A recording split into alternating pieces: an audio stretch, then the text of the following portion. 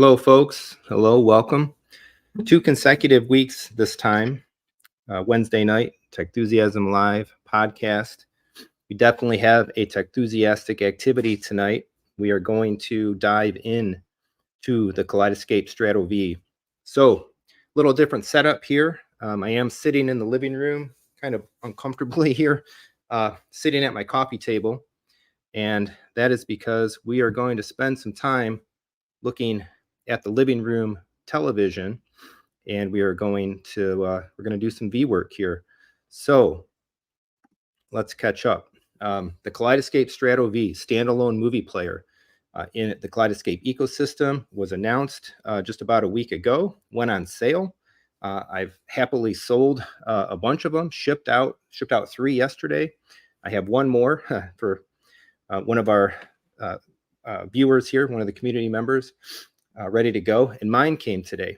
So it was sitting here when I came home from work, busted it open, did a quick kind of filming for an unboxing. That needs to be edited, probably maybe do that tonight after the live, publish the unboxing tomorrow, maybe Friday, we'll see.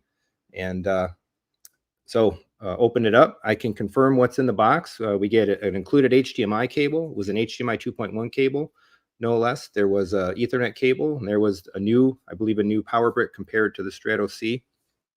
The remote control, of course. My lights just went down because it's getting to be dusk outside. That's the Control 4 system. So what I did here in preparation for tonight is kind of a whole lot of nothing, because I really wanted to do it fresh. I wanted to do it clean. So this is pretty much raw, unedited. I've done this for other things in the past, I think, and I thought that these types of live streams are interesting. It's kind of content that I would watch. So it's kind of content that I like to make. We're going to go through this device. We're going to set it up, check it out, the UI, all the different bits and pieces. So my main Kaleidescape system is still connected at this time. So my Strato C, the 12 terabyte, are downstairs in the rack. Everything in the system is basically the same as it was. They're plugged in, they're live. So that part of my case system is still operative. All I did was to put the V here specifically in the living room. It is directly connected to this LG television. This is an 83-inch LG G2. Of course, had it for a little while here. So I'm using the fidelity tonight's going to suffer a little bit, I think. I'm just using the MacBook microphone again, not the better pod mic. You're seeing my pretty or unpretty face, depending on what kind of comment you like to leave, on just the webcam. And I'm using my iPhone 15 Pro Max here as the camera to record the screen. I tried to get a little bit of a zoom in more on the screen, but I wasn't able to get that. I don't think I can zoom this camera when I'm in this mode, but whatever. We can see the television there. This is the front wall of my living room, the Focal and the Triad subs on the left, and right there, the bump out. We're just basically sitting here right now at the Apple TV menu. We haven't even gone to the Kaleidescape yet. So I unboxed the Strato V, and my son and I, we hooked it up right here. It's kind of just sitting. It's black, so you can't see it. Maybe if I turn the light on. Let's do this. Yeah, it's still kind of black, but now you can kind of see it. Right down just under the YouTube TV icon, I have the Strato V like sitting up there, kind of up against the wall. We're plugged into wired Ethernet. I do have basically gigabit Ethernet running around the house, all around the house here. We're plugged in via HDMI. I didn't use the included cables in the box. I had my own Ethernet cables already. And I have my own HDMI cables. I'm actually playing around with some cables. RUI Pro sent me some really short length HDMIs, which I know generally are not always perhaps to be the most reliable, but they sent me a couple 0.5 meter and 1 meter HDMIs. They're great for making little jumper connections and stuff like that. So I'm just using one of those right now. It is an HDMI 2.1 cable. And of course, we're plugged into power. We connected the thing up probably around 6 o'clock or so, just after dinner. And I haven't done anything. I did power it up earlier because I figured if there were any KOS updates or something, better to maybe plug it in. And if it was going to auto update or whatever, it could have done that.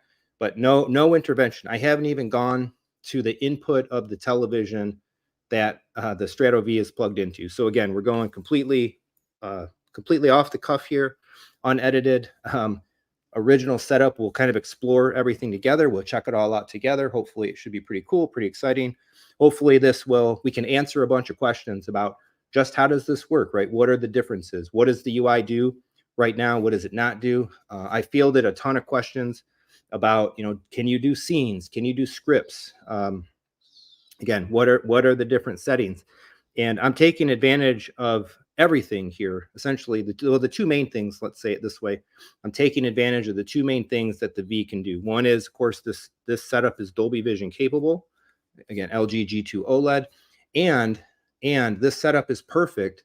It's ideal, really, for the in-player audio decode that the V does. So specifically because I have a 2.2 audio system in here. The V is going into the LG television directly via HDMI, as I mentioned. And then my audio system comes out of the television optical down to the rack and into the optical input on the Anthem STR. So that means for a lot of codecs, most codecs really, and such Dolby Atmos and things, I rely on the TV to do the decoding to 2-channel PCM. And so without a Strato V in this type of a setup for movies that only have DTS style soundtracks, and there are some of those specifically in the Kaleidescape store, I would get no audio. If I just had a Strato C playing movies off of a Terra somewhere else, in this setup on certain movies, I would get no audio. So and for everything else, I'm relying again on the TV decoder. So the V in this type of a situation will play all of the best audio tracks essentially for any given film. It'll do the decoding inside the player, and it'll output. We should be getting 2-channel PCM output from specifically from the V. So key use case and feature for that there. So that's what we got set up. That's what we're going to do tonight. Again, happy to take questions. Last week, the chat was a flurry. I will try to keep up with it. If you have specific questions about the V, about the setup, Kaleidescape, and that sort of thing, put a Q or do something in there. Let me notice it as usual, right? It's YouTube. Got to say it. Super chats are welcome. If you want to accompany any type of a question with a super chat, feel free. And then the last disclaimer, of course, I am a Kaleidescape dealer. If anybody is watching, anybody is interested in buying these things, I've been running every evening, basically talking to folks and getting a number of folks hooked up. If you want to, get a new Kaleidescape system, start with the V. You got an existing system, you want to upgrade it, add to it, all those things, any of those things, I can do all those things. I can help you out directly. It's Jeremy@techthusiasm.net. Reach out to me. With any luck, maybe I'll even be talking to some folks tonight after the show. So I'm going to run through some comments. I'm seeing a lot of the regular friends hanging out here. Welcome, Ren. Congrats on the V. Yep, V time. So pretty cool. Love new hardware. New hardware is always fun. Julius, welcome. Hello. Michael Lawless, welcome. It's actually Mr. Michael's V is the other one that's sitting in the box in my mud hole there, ready to go. So yeah, we'll have some fun tonight.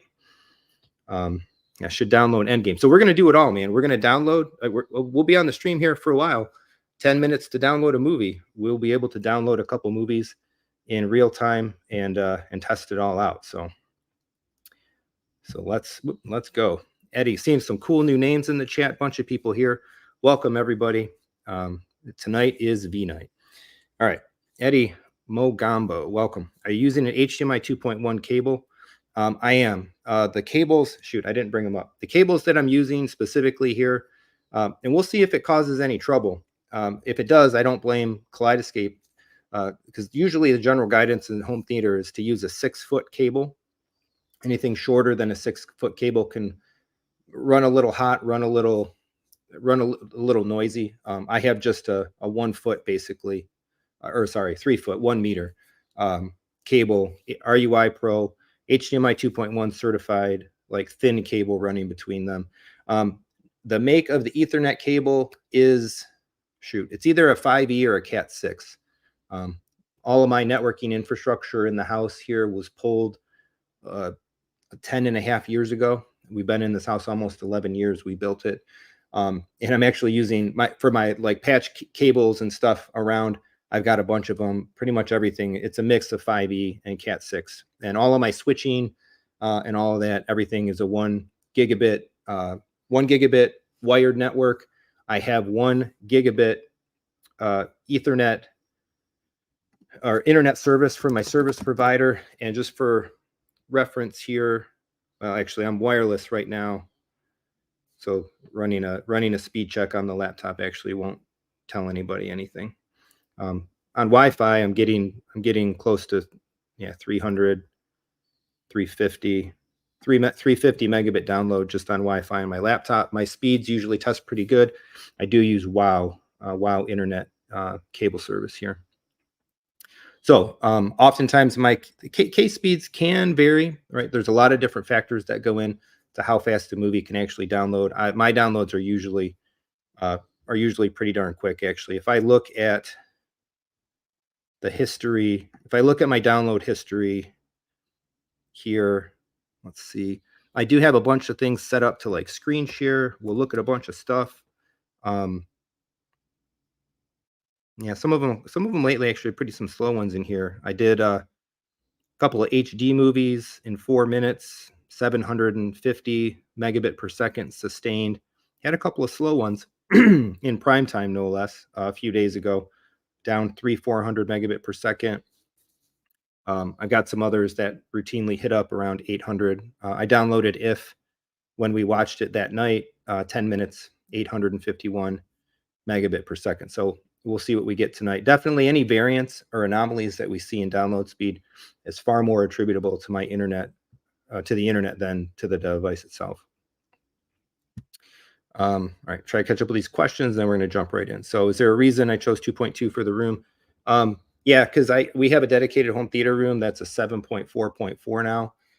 And this room has no facility for surround sound speakers. We've got windows, we've got bookcases, we've got a big opening to the kitchen on the other side.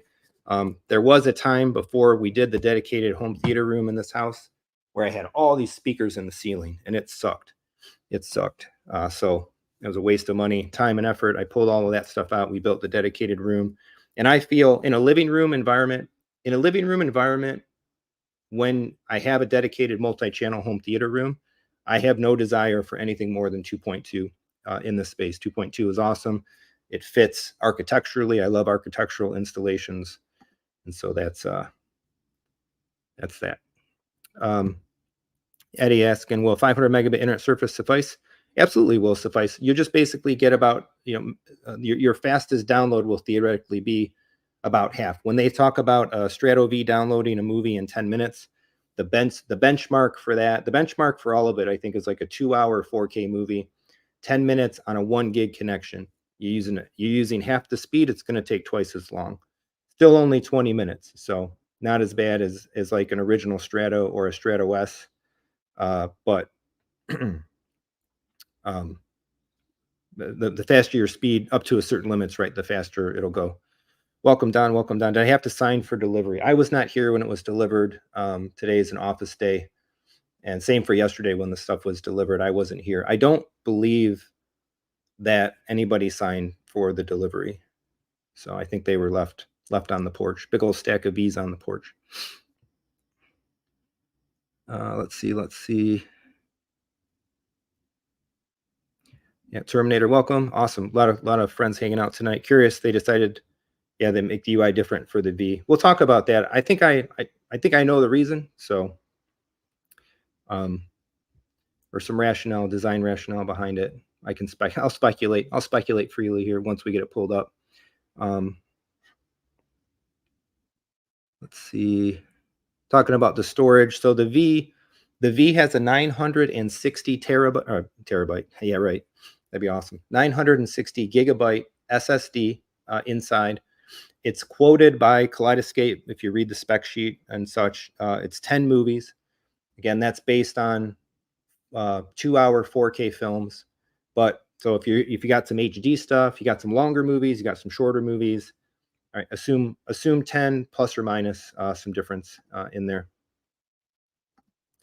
Drop zone. Yep, you messaged me today. I think I still need to get back to you. I just want to know if I can make demo reels from the movies that reside in the device itself. I want to look at that. I had a couple of folks asking about scripts and scenes, so we'll get into scripts and scenes tonight. All right. Michael saying my average movie size 67 gig. They estimate 7% more for DV. Yeah, the size is so that would be what 670. So that would get a little more than 10. So it's gonna come out right. Everything will vary. Eddie asking, will Amazon Basics cable be about? Yeah, I wouldn't sweat quality or source necessarily of Ethernet cables. They're either going to work well, or they're not. Amazon Basics, monoprice, whatever. There's not a lot of reason to spend a whole bunch of extra money on Ethernet cables. I'm not even sure what these brand are. I think they all came from Dan when we did the original poll on the house. So, okay, let's go. I don't know if we should turn this light down just a little bit. Let me turn the light down here. Add to the ambiance of the evening. There we go. A little better contrast going on the screen there. I apologize as well if my voice starts to give out or something. I'm pretty sure I'm coming down with a cold. My throat was killing me throughout the day today. I was debating whether to actually do this or not, but it's a big day in the home theater world, and I've got the thing, so we're gonna look at the thing. we're gonna look at the Kaleidescape Strato V here tonight. Okay, let's go to the input. Hi LG. Change the HDMI 4. All right, nothing. It's sleeping. Let's wake her up.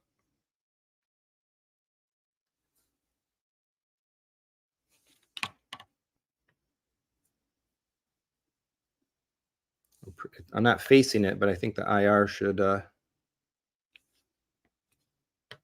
work out here.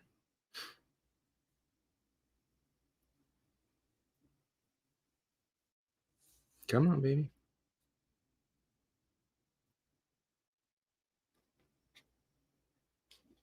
All right. Maybe the HDMI cable is not the right one we should be using.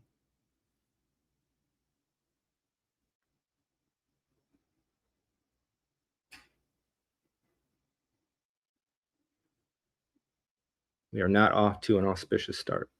All right, give me 1 second.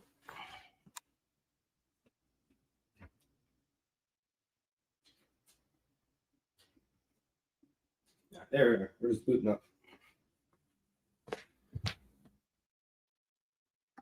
All right. You probably don't need my serial number. Okay. Welcome to Kaleidescape. Setting up your player will take just a few moments. If you need to make any adjustments to the network configuration of this player, use the network option below. Otherwise, navigate down with your remote to continue. Yeah, I think I'm not getting. Let me see where the IR sensor is.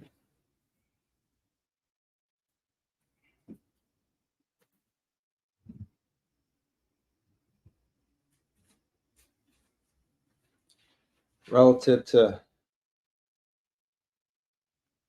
all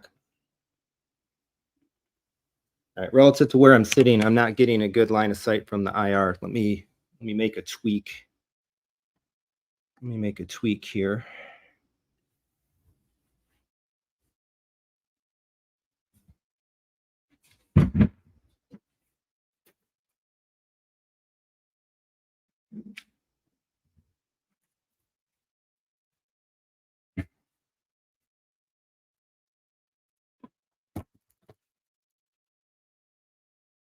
All right, there we go. So that hard angle didn't exactly work for the IR sensor, I think. All right, player is connected to Ethernet and has obtained an IP address automatically. If this player needs to have a specific one, configure it below. I'll do that later. Definitely need to do that. So one point of thought, you're setting this kind of stuff up, right? You do need with a control system, control 4, something along those lines, it will need to know or you will end up wanting a static IP address because that's how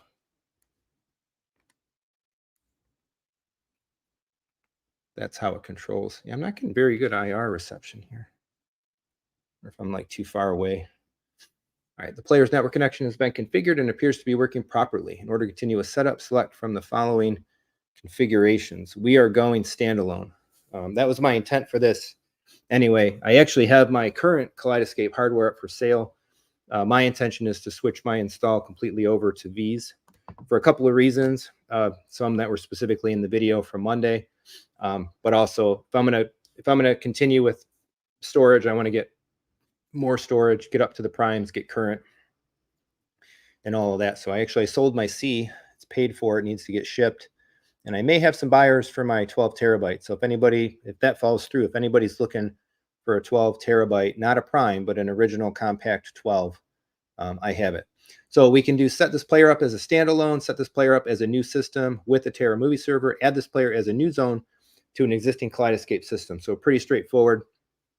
Again, we want to see the standalone UI. If I did the third option, boom, it would talk on the network and it would immediately hook up with the Terra that's down in the basement. That's not what we're looking to do.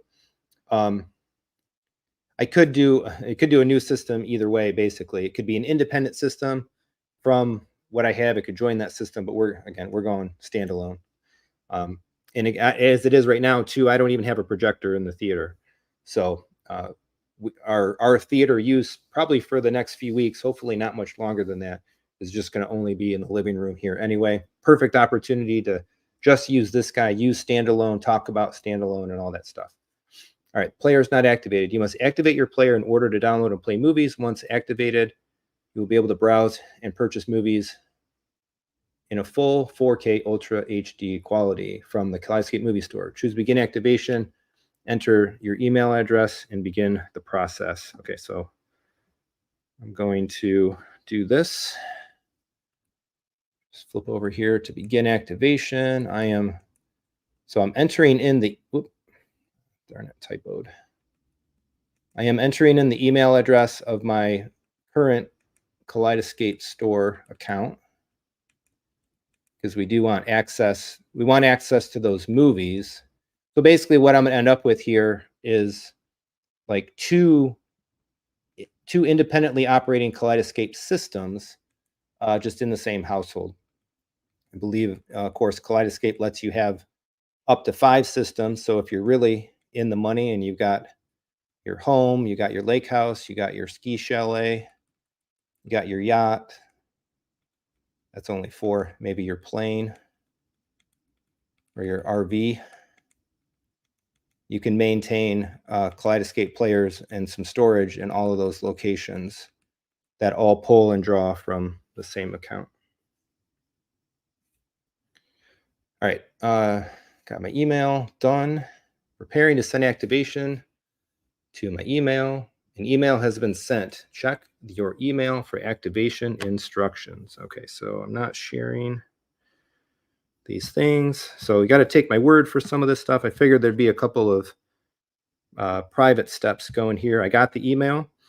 Activation of your new Kaleidescape system has begun. Please click the button below and follow the instructions to finish activating your systems.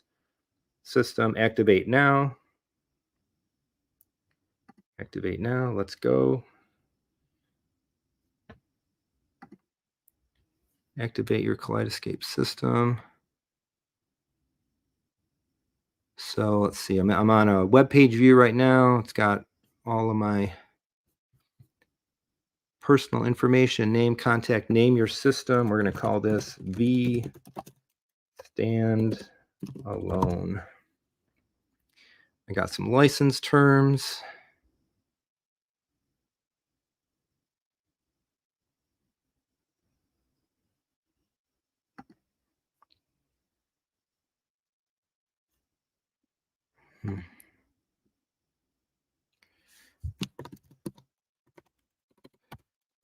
Bear with me here.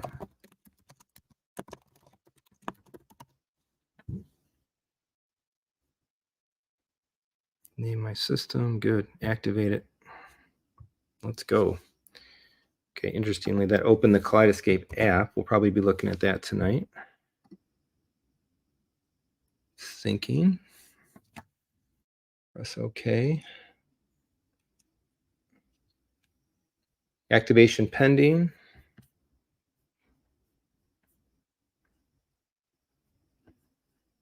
Waiting. Let's take some questions here while waiting for that to refresh.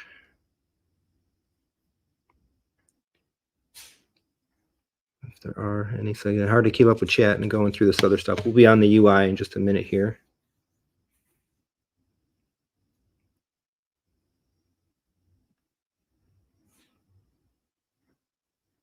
Don, Don you didn't get yours yet. Supposed to be delivered yesterday, delayed. Ren, yeah, once CEC comes to the V, be perfect for TVs. Yep, I agree. CEC will be a great feature for this, and some of the other HDMI features too. Herc Driver, welcome. Will the new V have the Kaleidescape store on it? My understanding is that access to the store on the device will not be present here right now, but it is in development and planned to bring more of that to the UI. I think we're going to have very limited options on the UI once we get the movie wall up. Future upgrades. Yeah, Jay's talking about his DIY server. That's cool. When will that be? Why didn't it roll out with it? I think just time and engineering. They wanted to bring the market to product. We talked about this a little bit last week too, right? There's a couple things that are in process in say business, logistics, and engineering process within the ecosystem right now, and so they'll come hopefully in shorter time than longer.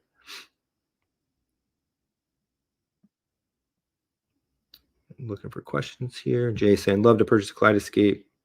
Yeah, well, this is the one. So if you're marginally interested in the platform, potentially this is the way to get in now. The V changed the cost of entry down from a $9,000 MSRP price to a $4,000 MSRP price. So, and if you want, I'm happy to have a conversation about it. I had what you had, man. I had a 12 terabyte Synology, thousands of movies, whatever, loaded up on that thing, filled with like 12 and 16 terabyte drives. Spent hours, hundreds of hours, ripping and setting up content. I'm done with all that stuff. Herc Driver saying, with 10-minute download and able to start play during download, they should have all the purchase titles. Yeah, there was some talk about that on the Kscape owners forum just a little bit ago. And the engineering challenge basically of doing it. I don't think, I have to think that that's probably an inevitability someday, but we'll see when we get there. Eddie's asking, have you connected your AV? So again, my living room, I run all of my video sources into the television. That's Apple TV 4K, latest model, Switch, PC, and Kaleidescape. 4 HDMI inputs on the television, 4 sources. I go optical to my Anthem STR. The Anthem STR does not have HDMI ARC eARC. So optical out from the television down, and optical works anyway because it's 2-channel PCM. I have a 2.2 audio system here. 2.0 PCM is full range lossless audio. So whatever the codec coming into the television is, it leaves as 2.0 decoded, losslessly decoded. In the process of the decoding as 2.0 PCM. All right, I think we're good here. This player is activated. Activation allows you to play the content in your library and to download movies from the Kaleidescape movie store. Click Finish to complete setup and begin using your player. All right, so let's go back. So it's interesting that this web page kind of like didn't like kind of finish loading out at all. Let me do a refresh here. And let's add this back into the stage. We'll get this going bigger. Kaboom. All right, there we are. All right, so we're back. We're back in business here. Press OK to begin using your player. Okay. Kaleidescape, welcome. You now have access to thousands of movies, TV series, and concerts for purchase or rental from the Kaleidescape movie store. Go to store.kaleidescape.com. You can also access the movie store through the app. Scan the appropriate QR code below. After your movies are downloaded, they will appear on your screen. If you have further questions, visit Kaleidescape support. Okay, so again, we're using the remote. I'm not actually familiar with this remote. I haven't had one of these yet, nor have I I've held it, but I haven't used it. So I think right now we're not going to go. Oh, here we go. Okay, so that's the menu button, the middle button here. We've got, so there are actually there are locations. There's not just one location. We got ready to play, which doesn't have anything in it yet because we haven't downloaded anything. We'll kick off a download in just a second. We've got the status menu. Let me make sure. Let me just verify that there's no private info on these different screens before I bring them all up. Downloads. Okay, so that's just some information. That one will be cool. And then settings. Let me just look through here and we'll go through all the settings together. Settings actually looks very much like settings on a C. So if you are familiar, I'm not noticing anything kind of different. Okay, let me go back. Yeah, I feel like the IR range leaves a little to be desired on the remote. All right, here we go. Boom, boom. All right, we'll kick off a download. Actually, you know what? We should kick off a download first because that's going to take a little while. All right, let's see how we want to do this. Let's use the web page. Let me pull up the Kaleidescape movie store. Let me make sure that we are logged in. I'm not showing anything that's going to be unsafe. Okay, so now I love the K app. I think it's one of the best home theater device apps that we have around. And I also think the web page is really great. I visit the web page on a regular basis. So, okay, that looks the infinity display there for right now. And I have to kind of go off. So we're going to assume that you all see what I see because I'm on one screen here tonight, not two screens. So here's the Kaleidescape store. I'd actually pop some movies in the chat. What should I download? Endgame was mentioned. Let's do that. That's a biggie. Endgame. We're going to search. We're going to find Avengers Endgame. We're going to download this movie. Let me zoom this up. Okay, so here's what we've got, right? I can download. I have two systems in my Kaleidescape ecosystem. I've got home and I've got standalone. We're going to download to the standalone. And here's where we do it. We're going to change. Oh, it's not a Dolby Vision movie. Really? Oh, come on, guys. All right, well, let's download it anyway because it's big and we want to see how much space it takes up. So we're going to leave this as HDR10. I only want the HDR10 on the V. Confirm the download, and away we go. That will kick off. That will start downloading. It'll be interesting to see as well if this UI changes here. I need to download Guardians. Guardians is actually the next MCU movie that we are going to watch as a family as we make our way through. And this one's in Dolby Vision. Awesome. So now we're going to download. We're downloading to V standalone. Now notice it selected Dolby Vision. Like the store, the download options, to store the app, it's going to automatically, for the system that you're downloading to, it's going to choose what it considers to be the optimal format. Because Endgame was not yet available in Dolby Vision, it did HDR10. Guardians is in Dolby Vision, so now we have that choice. So of course we have Dolby Vision as a format, HDR10 as a format, SDR as well, again, which is great. Some folks, particularly in certain projector setups, don't want to download high dynamic range format content. They want the wide color gamut 4K SDR, and that's awesome that you have that option here. If you have maybe an older projector or something that's not very bright, and then we can get the HD. All right, so we're going to kick this off, confirm. Let's pop back over here. Any other suggestions? Star Wars films or Dolby Vision, Ghostbusters, the new one. Yeah, let's get a Star Wars, Empire Strikes Back. I love.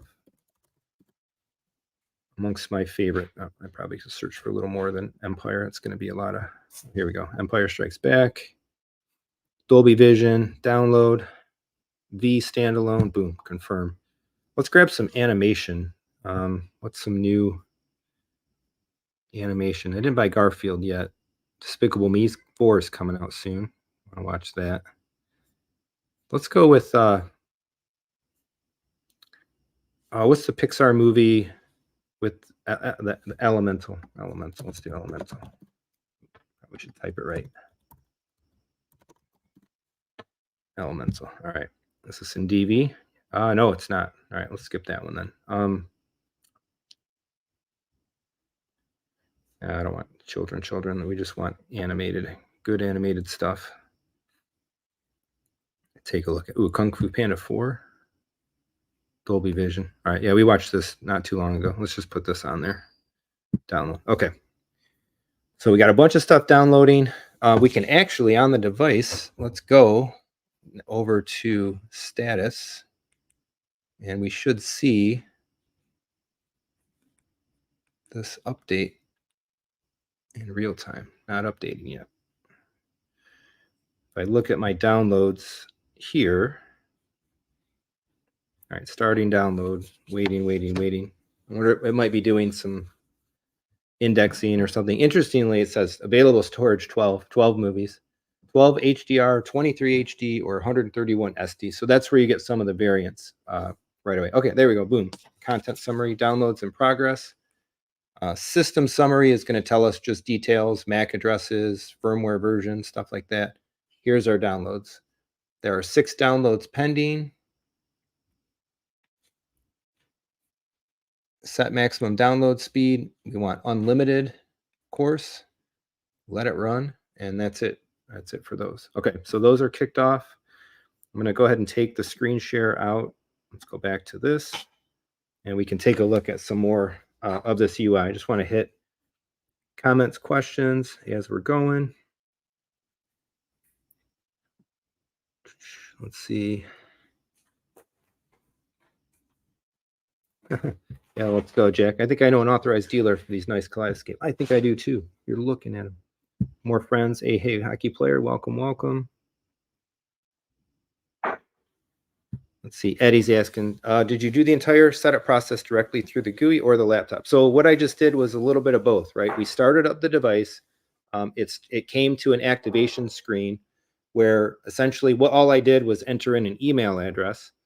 That email, by entering the email address, it sent me an email. Big surprise. Sent me an email that had an activate now. So I didn't show that on the stream because it's personal email. And it took me to a screen where I had to basically confirm my name, address, stuff like that, and accept a license agreement, basically terms and conditions of the platform. Said go, and within that was barely probably a couple of minutes, it flipped right on screen there to activated, and the device kicked over to that other screen. So right now, while we're still downloading, this is what we're looking at. This is our movie wall because technically right now there's no movies present, but Endgame is on its way down. Now, Endgame is going to take longer. I didn't want to go there yet. Endgame is going to take a little longer. I think we were looking at 13% complete, 14 minutes. Endgame is like 100 gig. So a 4-hour, the whole quoted element, right? 4K movie, 2 hours, 1 gig service, 10 minutes. That movie, 4-hour, 4K movie, 2-hour movie, probably going to be on the order of like 70 gig. So Endgame is probably a good 50-ish% larger than the standard quoted size. And here we go. We're taking at least a little 50% longer. Seemed like it took an extra second to get that first download kind of starting. But we are also in like prime time here, right? 9:39 p.m. Eastern time. There's probably a whole lot of people in the neighborhood streaming, watching television, stuff like that. So it might be pulling down on my speed a bit, but we'll see what we get. Actually, if I go here, let's refresh. Just want to refresh the browser page. Is it telling me a rate? That's not telling me a rate yet. We'll check that out in a minute. All right, Jay. So how big of a storage device would be needed so I can enjoy all my 4K movies? Well, that depends on how many movies you have. I have like 1,500 movies in my Kaleidescape account. I need an old 96er. Big old Terra to hold all of my stuff, but it doesn't matter. In the ecosystem, you only need as much storage as you fundamentally want to buy. The V holds 10.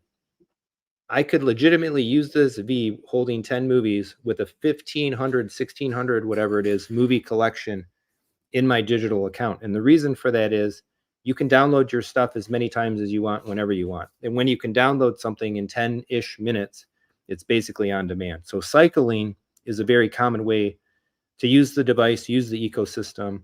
I have never not cycled content in my Kaleidescape history, 7 years or whatever of having this stuff, because I've never bought enough storage to hold all my movies. I'd love to sell you a ton of large storage, and I'm happy to do that. But and there are folks out there. Michael's got a 72. Another Hockey's got the big boy. So people have them, and they're awesome. I'd love to have it. Maybe I will someday and just download my whole movie collection. But again, cycling is a perfectly viable way to use the ecosystem, and you can use nothing but the V. That's what I'm going to do here for the foreseeable future, because until I get the new projector in the theater, this is my system anyway. So it's the perfect opportunity to get reacquainted with the concept, the prospect of using a 10 movie capacity kind of thing. Oh yeah, Bad Boys, the new one. I haven't bought that yet. Oh, Puss in Boots, yeah, that was great. I really liked the last Puss in Boots movie. All right, hitting these questions. So what happens if you want to watch on your Strato C? Yes, correct. This is one of kind of the caveats to it. So this is one of the reasons as well that as I probably expect to maintain 2 Kaleidescape zones, I want them both to be Vs, and it's the reason I sold my C. Because even though the theater remains an HDR10 zone, the living room is a Dolby Vision zone. And if I had a Tera with a bunch of movies on it, if I only downloaded the Dolby Vision format, only the V could even play the movie at all, because the C does not play the Dolby Vision content version in any way, shape, or form whatsoever. So you have to have the HDR10 copy downloaded. If you download the HDR10 and the Dolby Vision formats, you're taking twice the space to hold one movie, basically. Storage is at a premium. I wouldn't want to do that. So in my case, what I expect to end up with is 2 Vs in 2 zones, 1 system, and then 1 Tera, and just download Dolby Vision format only. Though my case is also a little bit special. Fundamentally, actually, I probably didn't even need to sell the V or sell the C. But my needs are different because I'm doing stuff for the channel. I buy things for content sometimes, and specifically to do different things. So I would run my system kind of screwy. If I had a big Tera, I'm going to run probably the Strato for the theater off the Tera. I will probably only run the Strato in the living room in standalone mode. But that's because I want to be able to experience both UIs at any time. And I want to be able to make content and stuff about it, right? When they make software updates and the UI changes. So here we go, just something else about it, right? There is a screensaver. It's got the little kind of rotating cycling screensaver that pops up there. All right, let's see.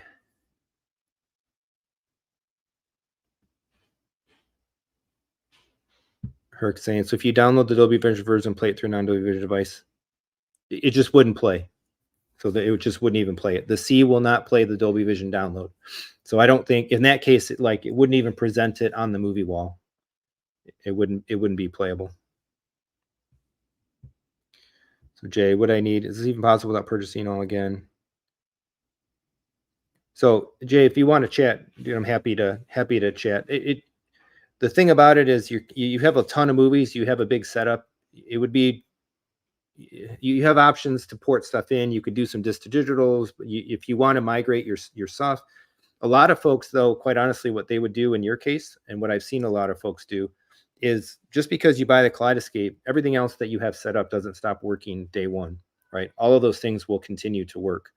And so keep your rips, keep your setup, but people will migrate over. They'll start buying new movies. Maybe they'll start buying favorites, right? and they'll kind of segue their way over into the platform. It doesn't have to be a light switch that you invalidate everything that you've already set up, right? Folks that have huge movie walls of discs and stuff like that, they don't stop playing because you buy a Kaleidescape. What I found is that when people buy in, they usually like it, and they will ramp in like slowly at first, but then they'll kind of accelerate in over time because they usually find they like it.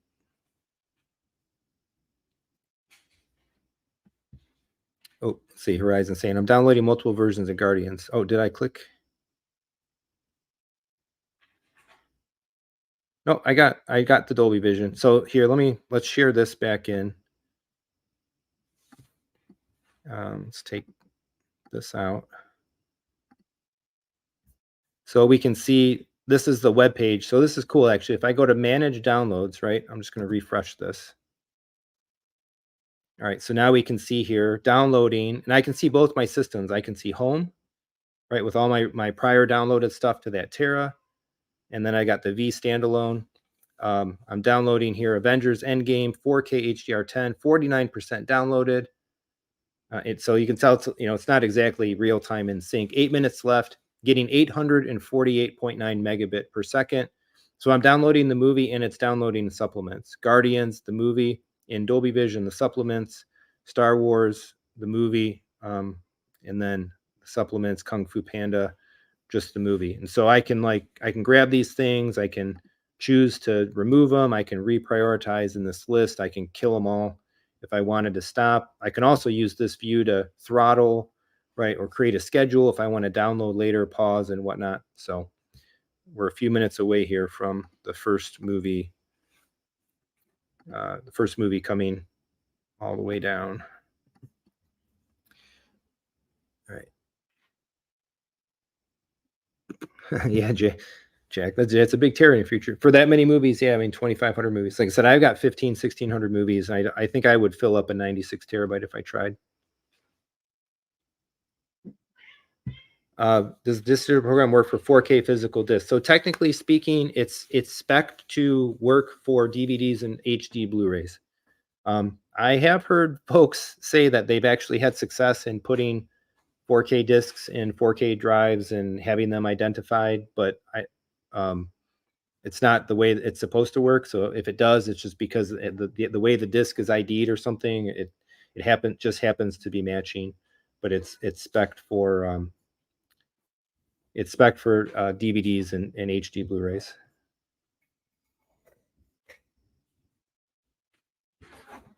So again, talking about this playback, yeah, a V will playback HDR if the display is not DV from a DV format download, correct? But the C cannot playback DV titles in HDR at all, right? The C does not even see the Dolby Vision downloaded format titles.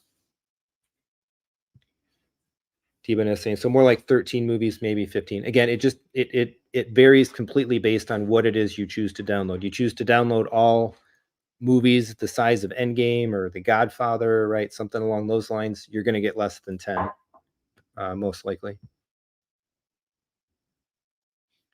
Yeah, Mike, I think he's one of the guys that have told me he's actually had success putting a 4K through, but maybe something to try out. But if it works, it's an anomaly. So again, kind of like putting my official dealer hat on. The communication of record is that it's 4K discs don't work, and if any of them happen to do, I guess you got lucky.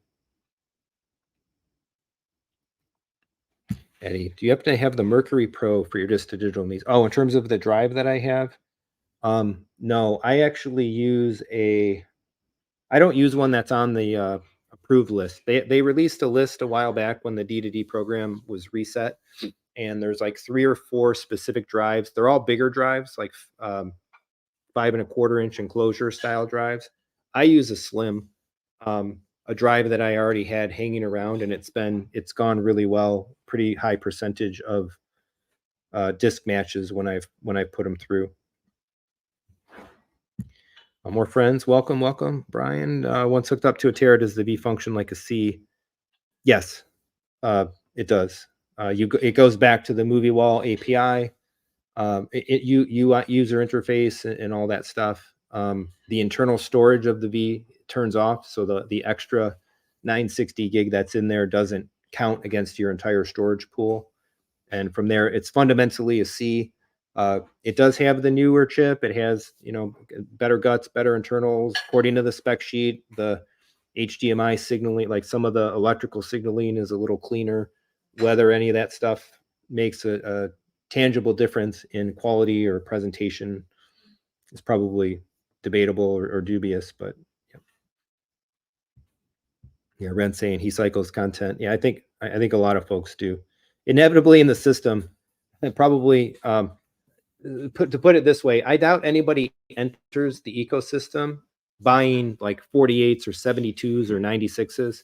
Most people probably enter the ecosystem with 8s, right? Or possibly the 22. If you can do it, I would say the 22 is probably the sweet spot in terms of like not costing way up there like the full 4-drive big Terras does, but 8, if you want to hold more movies, 8 could get tight, and it would be a bummer to buy an 8, fill it up pretty quick, and then want to change to a 22. I think if you can swing it, 22 is the sweet spot.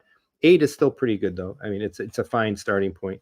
But again, so I don't think anybody buys like huge amounts of storage when you first come in. I think you spend a little less money, get used to the ecosystem, make sure that you really like it, right? You'll be buying content, and then you'll find out pretty quickly either how much you like it or not, and from there, eventually you'll be adding more to your collection, and you'll decide for yourself how much you're okay cycling content versus how much content you want to be able to have at your fingertips without waiting for a download time, and figure that out from there. So you don't transfer existing movies to the hard drive, Jay. You do what you do. The way disc to digital works. There's all these videos around the channel, and again, I'm happy to chat with you offline. You get a PC optical drive with a USB external PC optical drive. You plug it into the USB port on the back of a Strato, any one of them, including the V, and then you feed your discs through it. They get read, they get registered, they get logged to your account basically, and you get a digital offer. I can show this actually. Yeah, I can show this. Let's do that. Looks like our first download finished. So let me remove this. We're going to go here. I'm going to go here. Let's go ahead and refresh this view right now. We're downloading the supplements. So recently completed Avengers Endgame downloaded in 16 minutes. So again, 10 minutes times another 50%.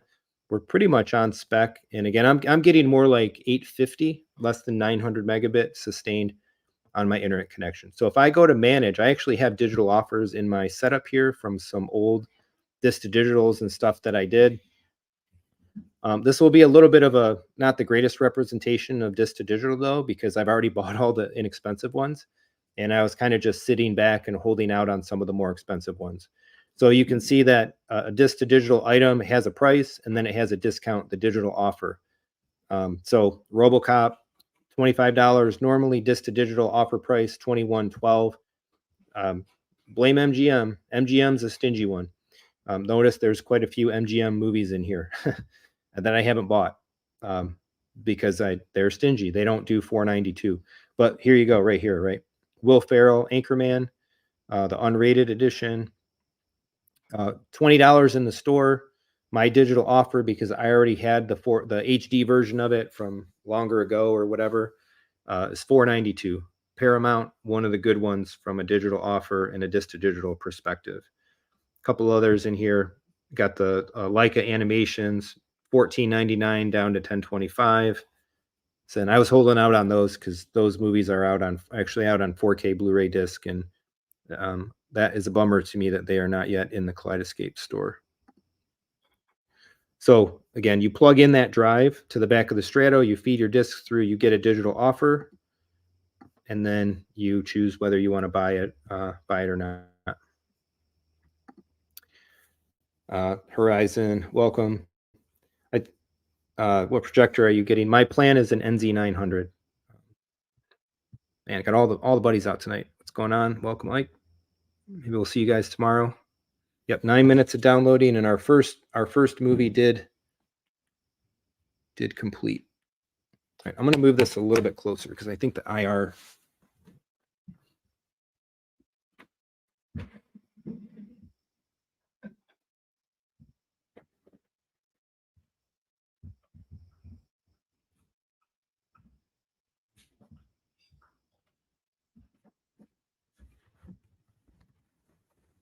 Kind of sitting on a weird angle.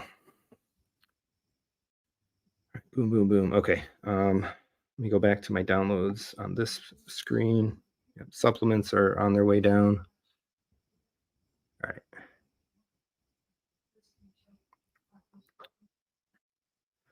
right. Michael said, I think they said playback doesn't affect download speed. That is correct. You are supposed to be able to play movies and download at the same time. So it finished the supplements there.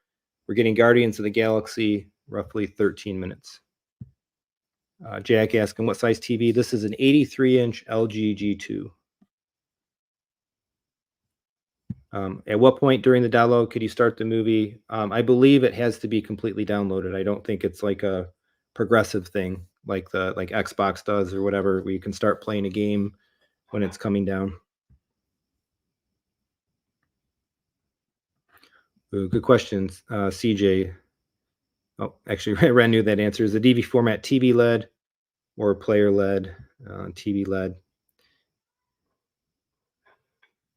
Yeah, we did one of the biggest films. Yep. So Endgame is 100, whatever, 103, 106 gigabytes, I think. All right, I'm trying to get questions. I want to jump through some more of the UI here.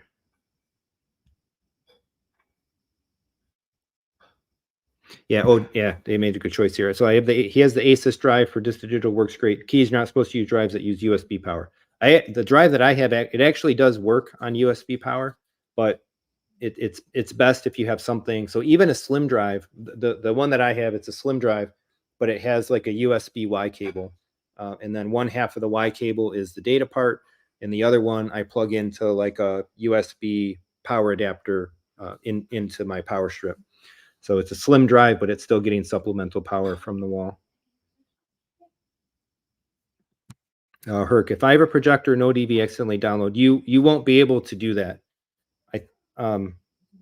Ultimately, if your only Kaleidescape system was the V, well, that's a good question actually. It was comprised only of the V, but your system will know that it's not connected to a DV capable source.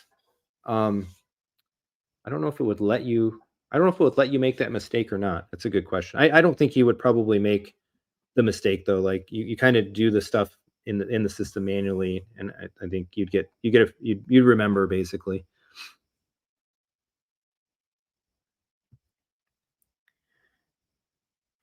All right, Jeffrey's saying just signed in, installed his V today. Cool with his 22. Don't see the story access like the C head. Okay, so it had to be, so when you set it up, as we looked at this when we first started, there were options to be set up as a standalone or integrate with the Terra. That's really all you should have to do is make those choices. And then once it finds the stuff together in the same system, it would revert to the other UI.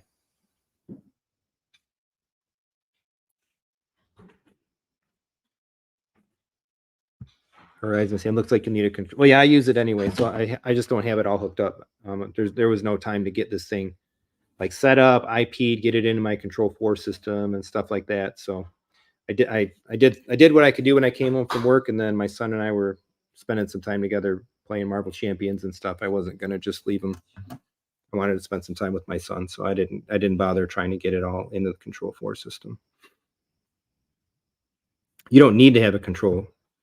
You don't need to have a control system. I mean, you get this remote. You could learn this into other remotes or whatever you want to do for the universal. In fact, when I plugged it into the LG television, it said like that, hey, your LG, I forget what they call it. It's like smart control or something. Like this device can be controlled by LG smart control, or do you want to do it? Which would make even the LG remote capable of, the TV remote capable of controlling that. Cool. Yeah, Jay, thanks for the education. Yeah.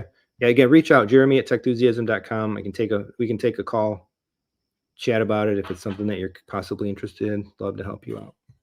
Herc saying NZ900 is sweet. Yeah, I can't wait. That's like an end game upgrade for me.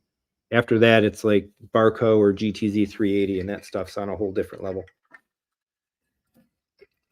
All right, let's get back to this here.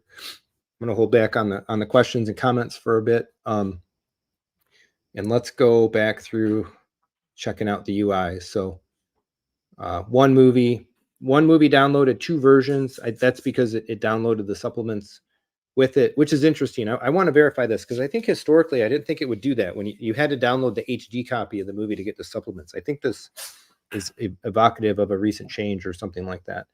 All right, so we're going to go back to the menus and let's just go through the settings real quick. So down the list here, I can return. Yeah, this is working. Working better. I think I'm at an odd angle.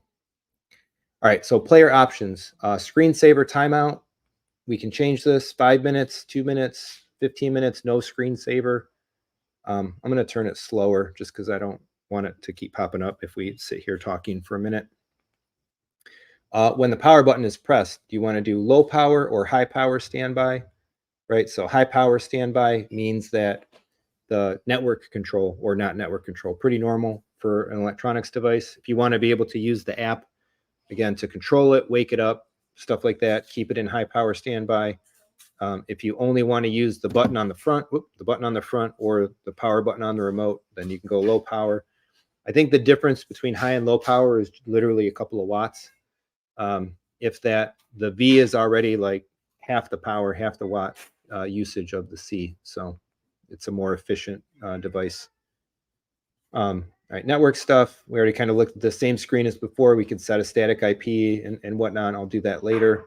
Player name, we can give it a name, either a custom name if we want to type something in, right? Or we can pick something. So let's go, actually we'll go living room, reset the name. By default, the name is like, it was just like the serial number of the thing.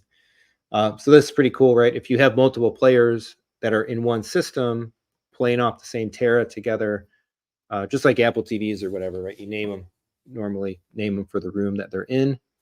That will affect that will affect how they show up when you use the app or you use the web interface, stuff like that. All right, so here's some of the cool stuff: language and subtitles. Preferred movie language, right? I can it knows that like I'm English, or I might have had that pre-selected somewhere, so I can either just play foreign films always in English if possible, play the dub, right? Use the movie's default, or choose another language. Interesting. It's like a search. We're not going to search for anything. Movie audio. Play movie audio in original language versus, and play movie audio in English if available. I generally would play a dub. Subtitles and closed captions. Show English subtitles when audio is not English. Show like the enhanced subtitles for deaf and hard of hearing, or show English closed captions. So the first one works just fine for me. So a couple of different language and subtitle options there. Advanced options are intended to be used by installers. So there's some masking, testing, and calibration things. So this is cool. Subtitle repositioning for screen masking. Automatically reposition subtitles within the movie image, or do not automatically reposition subtitles. So this is like a killer Kaleidescape feature for using it in a scope in a theater with a scope screen.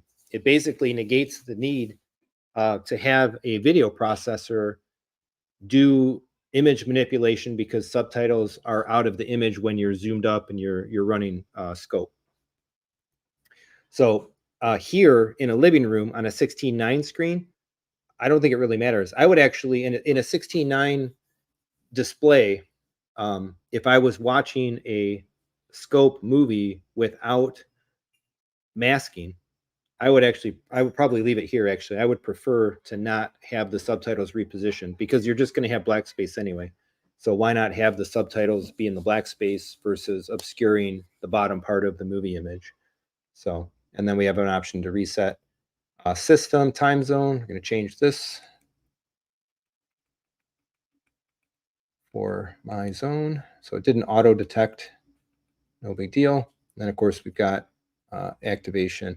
And then here we go. We'll get into this as well. For audio video control system and more advanced settings and configuration, you go to the web UI. So somebody remember we're on 23. All right, now moment of truth here. Let's see what it looks like. One lone little movie icon. Yeah, there we go. So that'll fill up, I think, as we see more, do more stuff, downloads. But yeah, we got one little icon, one little lonely movie icon.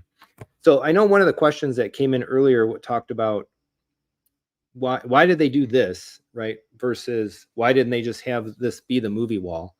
And the reason for that is, I guess they could have recoded the movie wall, but they would have recoded it to be this anyway, because the movie wall wraps and repeats. So if I were using the classic UI with one movie downloaded in my system, it would be one movie poster repeated like 40 times, right? Or if I had 5 movies downloaded, it would be the same 5 movies repeated like 10 times. So the wall doesn't really look very nice and work very well until you actually get a decent amount of content in it. And then I think it lives up better to its potential. So when you know that you have a limited access to a limited amount of content, I think personally the idea of doing the strips and changing the UI makes sense, makes a little bit better sense.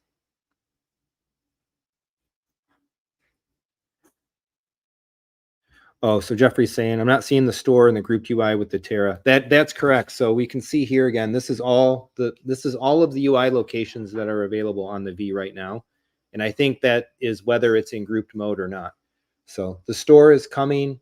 I think search is probably even coming. So more stuff is on its way. Oh, cool. Super chat. Awesome. Hockey player. Thank you so much. Thanks for everything you do for the Kaleidescape community. I really, really appreciate that. Yep. I've tried to really blow out, talk about, cover this platform in detail, in entirety, from the whole life of the YouTube channel. I love it. There's the whole reason that I wanted to sell it to begin with too. I love it. I spread the joy.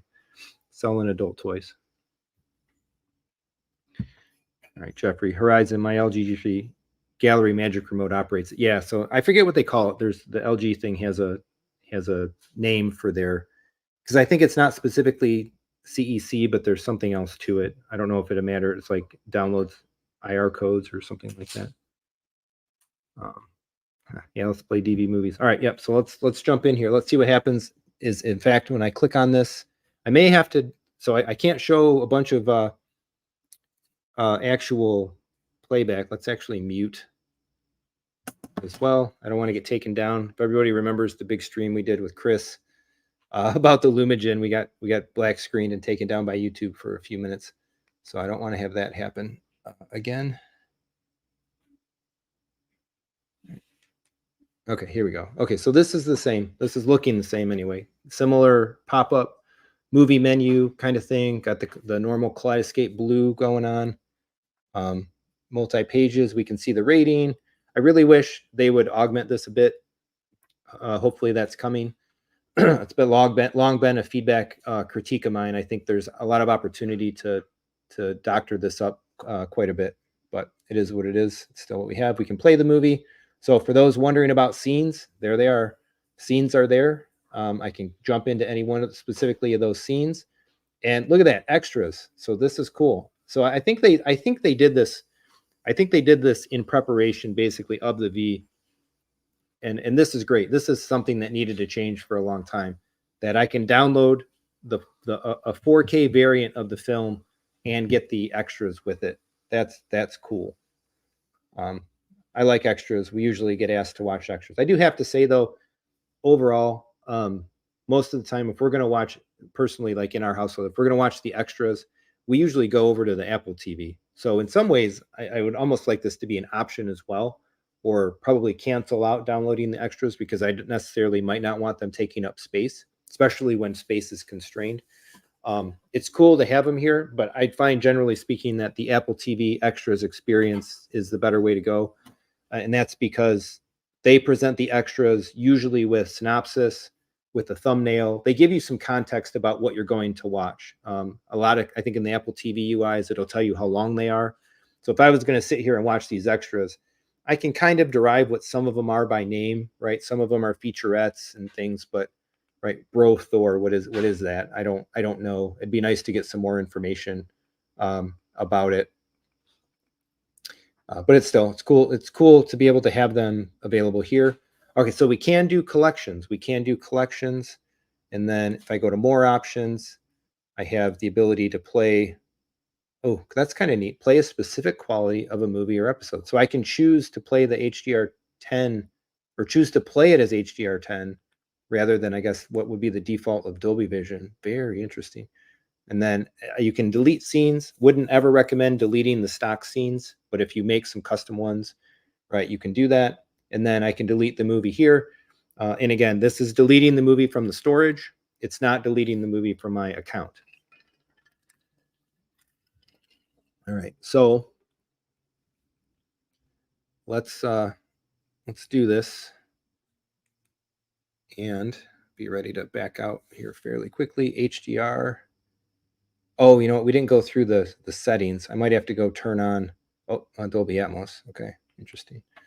Right, let's back out. So the LG TV did not indicate, oh, this movie wasn't in Dolby Vision. That's right. So it's going to be hard to get Dolby Vision out of a movie that doesn't have Dolby Vision. Endgame was only HDR10. All right, just looking at some comments here. Folks chatting. Well, I think some other folks from Kscape Owners Forums are here.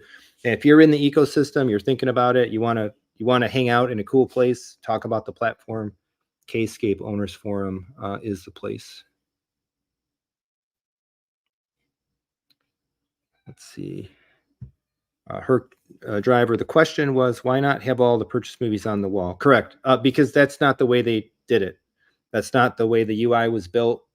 There's actually there was a discussion about this on Kscape Owners Forum, and one of the K engineers piped in, actually talking about it and how it's not as easy to do as just like kind of snapping their fingers and doing it.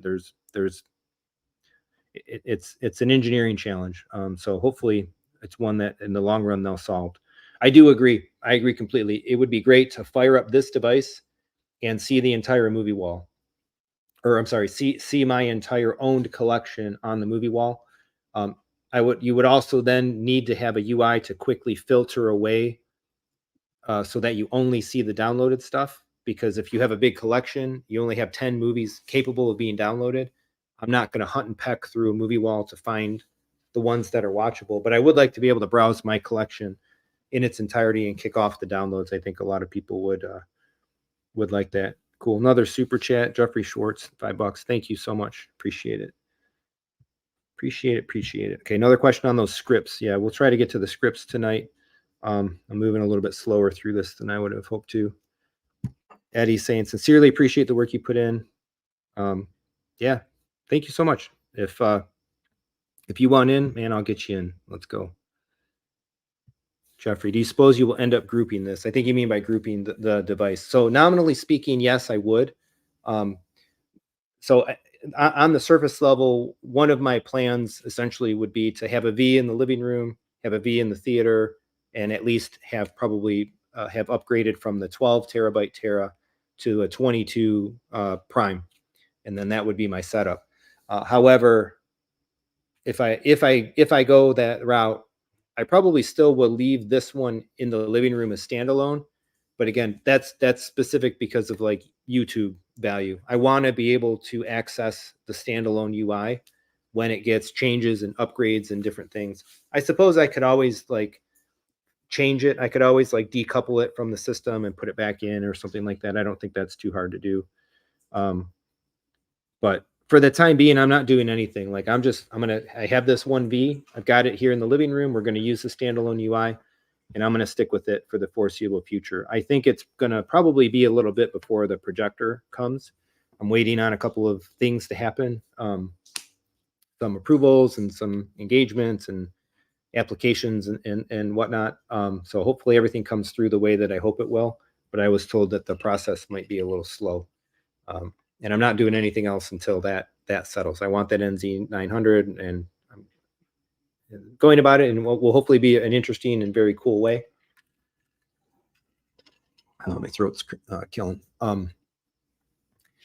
So, but I think it's good, because then now I'm going to live with just this for, I would imagine, probably a month, or at least a few weeks. We'll watch some movies on it here in the living room. We'll use this UI, and it'll be good to go. Yeah, Jeffrey's saying, yeah, you have to do a full reset every time you group and ungroup it. Wipes the hard drive. Yeah. So that's a little bit of a pain. All right, let's go into Guardians here, and let's see what happens. We're going to play this one. We should see that Dolby Vision flag popping up. This was a DV movie. Dolby Vision, there it is. Boom, boom, upper right-hand corner. Dolby Vision, Dolby Atmos. Bit streamed to the television. All right, let's pause, and let's just make sure that these menus look the same. So details is what we're used to seeing first. We see the chapter, we see the time, we see the Dolby Vision flag, so cool confirmation there. I wonder why they put the Dolby Vision as an icon, and they don't put the Dolby Atmos one, but whatever. Audio, we can jump between audio tracks. So again, this, like, some movies have a bunch of different audio track options. Some don't. And again, and this one actually has PCM stereo native, but they don't all do. They don't all have that either. So sometimes in this type of an installation, if the only tracks are DTS, then I wouldn't be getting audio, because they can't bitstream that to the TV. I can manage the subtitles, turn them on and off, switch between them. I can jump to scenes here, right? Have the option. There's my extras, quick jump to various extras. And then here we go. Here's where I make new scenes, right? If I want to make new scenes, I can specify the start of this scene. It would play. I could stop it. I could give it a name, all that kind of stuff. I have a navigation chapter jump, and then again, back to details. It tells me pause up in the right-hand corner, and it was working. The new remote control was working. So I'm pressing enter to play, enter to pause. Let's make this menu go, make the menu go away. So if I press to the right, I can fast forward. If I press to the left, I can back up, play and pause. I made the suggestion in the Kscape owners forum. I really hope they take it. I would love for this remote to be able to do like a quick double tap left, and then jump me back like 10 or 12 seconds into what I'm watching, turn on the subtitles, let those 10 seconds expire, and then turn the subtitles back off. Apple TV does that. It's fantastic, especially if you have older ears and you might struggle with what somebody says in a given passage of dialogue. So Dave's saying black color finish is cool. Yeah, it looks nice. It does look nice in black. The black and the blue light glowing is pretty slick. Need a 96 with SSDs. That would cost a nice penny. Andy's asking, when did the unit start shipping out? They started shipping out. When was it? My first orders arrived yesterday, which was what, Tuesday? So I think they started shipping like last Thursday. It was. Any subsequent orders that I put in have shipped out same or next day. So they seem to be pretty readily available. I haven't seen any indication of any type of a backlog. If anybody's ready to go, you want to order one after the stream, I can get it hooked up. We can get it ordered tonight. It'll ship tomorrow, I expect. Ren saying license agreement probably with Dolby. Oh, technically new logo, just D/ing with Atmos and Vision together. Oh yeah, for the menu there. Interesting. Oop, Jeffrey's saying agreed on rewind with subtitles. Yep, I have a macro. There's a video on the channel where I specifically break that macro down. It's programmed into my Control 4 system. I put it on the DVR button. So if we're watching movie and we miss something, it actually in the Control 4 command setup for Kaleidescape, they actually have like a skip back command. So I trigger that like a couple of times, pull up the menu, pick the subtitle, set a timer or whatever, it shuts off. It works pretty good. Oh yeah, actually, you asked me this the other day, and I forgot to ask them. Do I know if it's being manufactured in the U.S. factory? I don't know. I'm not sure on that. Ooh, does the DB content look noticeable? Yeah. I think the part of that question too is, does the DB content look better than the HDR version? Yeah, I don't know. I'll have to maybe do some pixel peeping or something around there. Okay, so that's that. We can hit the back button again. We'll back out of the movie, get an idea for how quick. So okay, so here let's look at a little bit what this movie wall is doing. So now, because I started playing that, I played it long enough. I guess I didn't play Avengers Endgame long enough, but you can see if I go back and forth here, right, it's kind of moving the movie icon off to the side. I feel like this is bigger. Maybe I'm just used to using this on a scope screen. But I have paused. Let me go in here. Actually, let's go back down to collections. So notice one thing, in the full UI, you can make custom collections. You can name them. You can add movies to them. It's getting uncomfortable to sit here. You can name them. You can add movies to them, stuff like that. There's no custom collections here, at least not yet. But when you only have 10 movies to download, I guess your custom collection wouldn't be very large. And it only can be comprised of whatever is downloaded. So let's do this. Let's add Endgame to favorites. And then just to be different, let's go to Guardians. We'll add it to played. Now they will add movies automatically to played. Okay, interesting. So new and played are different. That's kind of interesting. So the top bar isn't just all the movies that are downloaded. It's interesting. It's all kind of like categorical. So new means downloaded and not started yet. Paused means we're in progress on it. Played means we watched it. And then favorites is flagged there at the bottom. So again, as you get more movies on the thing and they end up in different states, they'll end up on different parts of these rows. So it looks like it still tracks pretty nice. Still has kind of that Kaleidescape flair to it.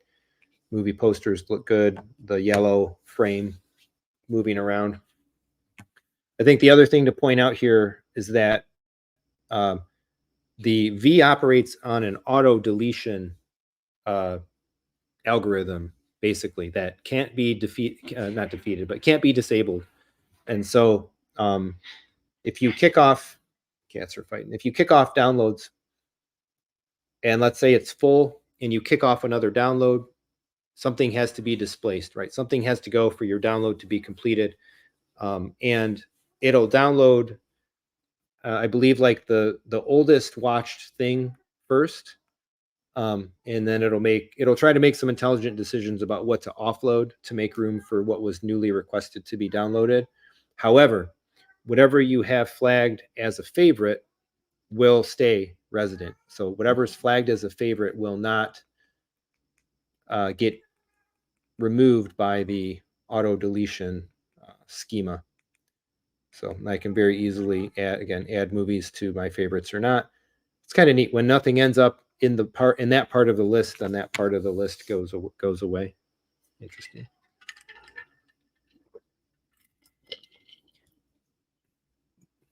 This will probably look more interesting once more movies are downloaded and it fills out a little bit. Jeffrey's saying, are you seeing in the movie selection part of the UI where it says the audio encoding? Yeah, no, they don't have that information here, which is kind of a bummer. I really wish it did. In my opinion, like, again, this screen, it needs some significant overhaul. We should see Dolby Vision, Dolby Atmos tags. We should see more info. And the bummer is actually on the full UI, if you go to the store and you pull up a movie information page, it is more informational and it has those tags and icons and stuff on it. So a little bit of a bummer there. Something I wish they would have changed here. It does say, it says Dolby Vision download, but it doesn't indicate the audio format.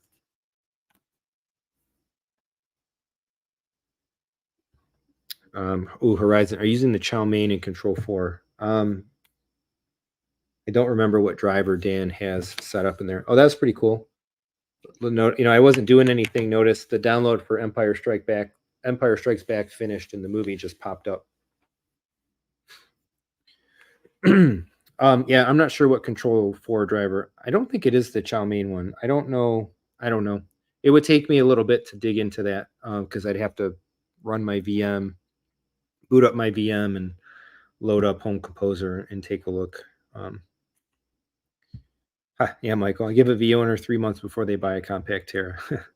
Yeah, we'll see. It'll be interesting to watch and see. Okay, let's look at some of the more advanced video settings. That was kind of the other thing that we wanted to take a look at in here. Oh, and then if we wanted, let's do this, remove, add, go to the big view. So download times, we got Star Wars, Empire Strikes Back, took 13 minutes. And again, this was all with the device being on and operational. The download size for Star Wars is 78 gigabytes in Dolby Vision. The supplements downloaded in a couple minutes. Again, Endgame 16, Guardians 14, Empire 13. We're downloading the supplements right now. I could choose not to, right? I could remove the supplements here, and then that would save on the space. I think if I click, yeah, I don't think they tell you anywhere the size of the supplements.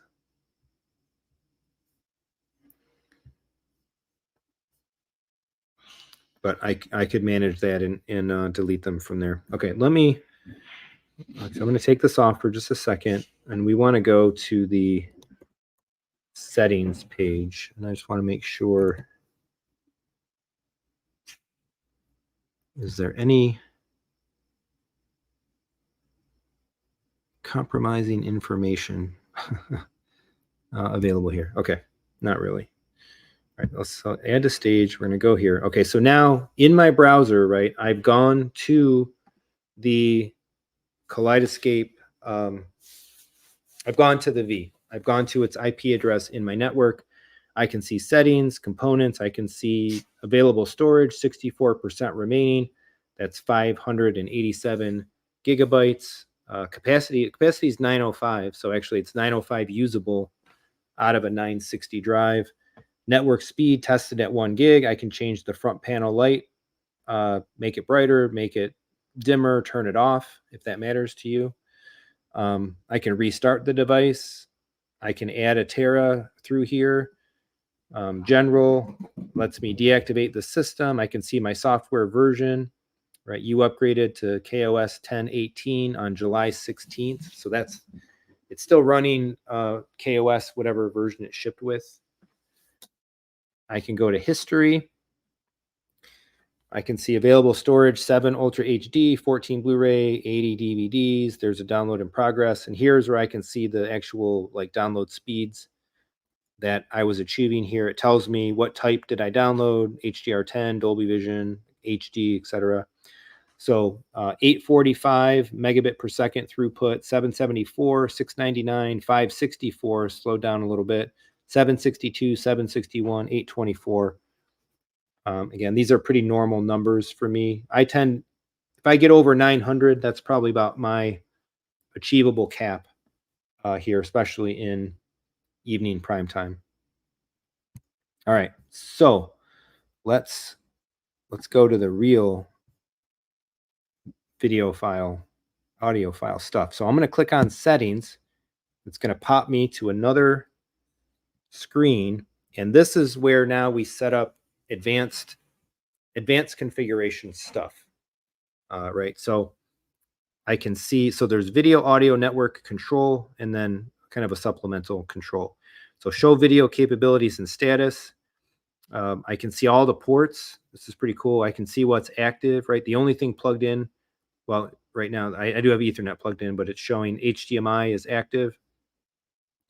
4K supported formats, 30 hertz, 60 hertz, 422, 10-bit.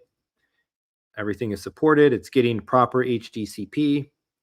One thing to note, if your Kaleidescape player ever fails HDCP, it'll still display an image, but you will not see your 4K movies on the screen. They won't be playable. Resolutions up to 4K, TV standards, color formats, etc. I really wish, it's an HDMI 2.1 port, but it is still limited to 18 gigabit per second. I wish they would have unlocked the bandwidth. It would have just been cool to run the menus and do stuff at full uncompressed 444 10-bit 60 hertz 4K instead of having to dumb it down to 422 when it's running at 60 hertz. Okay, video and HDMI output status. So this is pretty cool, actually. So let me just verify. Yeah, we're only looking at this. I'm going to go ahead and start playback of a movie. I'm going to start Star Wars. We'll just jump into a scene. And then we should see this change. Now, if I refresh this, boom, there we go. Protection. So it tells me what is the media and what is the device outputting. I love technical information like this. Right, pretty cool. So the movie is in 4K. We're getting 4K. The movie is at 23 FPS. We're getting 23 FPS. The movie is in YUV 420. We're outputting at 422. Color depth 30. Ooh, interesting. We're outputting at 36. Color space BT 2020 and dynamic range. There you go. DV P5 profile 5. We're outputting Dolby Vision to the display. Just to prove that I'm playing there. There's a little Master Yoda. Luke's about to do some Dagobah training. So I think this is, I like these menus. These are cool. HDMI EDID. You can mess around with this and whatever if you need to. Let's dismiss this. All right. So now these settings. Now I have older videos. I need to refresh a lot of the older content, Kaleidescape content on the channel. And I'll be doing that in any case. So we're only going to go so deep into all of these right now, but I do want to kind of show them all off. So select output video behavior. We have options here. Basically, this essentially indicates like what resolutions do you want the thing to output, and do you want black screens? Do you want refresh rate changes and stuff like that? So minimize display mode changes means that it won't interact with the display and change the stuff dynamically. Like you want a 60 hertz menu, but you want your movies playing at 24 hertz, 23,976. Then you want to allow display mode changes. And I would recommend that's how you should want to use it. If you really don't like the little minimal black screen, I would say too bad. That's still the right way to set your stuff up. Especially if you're in a living room, you're on a flat panel, the black screen effect is like a second. In a projector environment, it can be 10, 15, 20 seconds. So you can have it, again, always output. This is set to basically always output 4K. If you happen to be using this with like a Lumagen or a MadVR, maybe you want to use their upscaling algorithms, not Kaleidescape's, and then you would allow display mode changes to let it change refresh rate. This is really getting tough. Change refresh rate, but like output a 1080p movie as 1080p and let the MadVR do the rest of the work. All right, screen aspect ratios. I can change to CinemaScope screen. Oh, I'm going to try this actually. This should change. Yeah. So there we go. Here, let me show this just to get a feel for it. Of course, you wouldn't want to do this, but notice everything is like squishy. It got thinner and taller.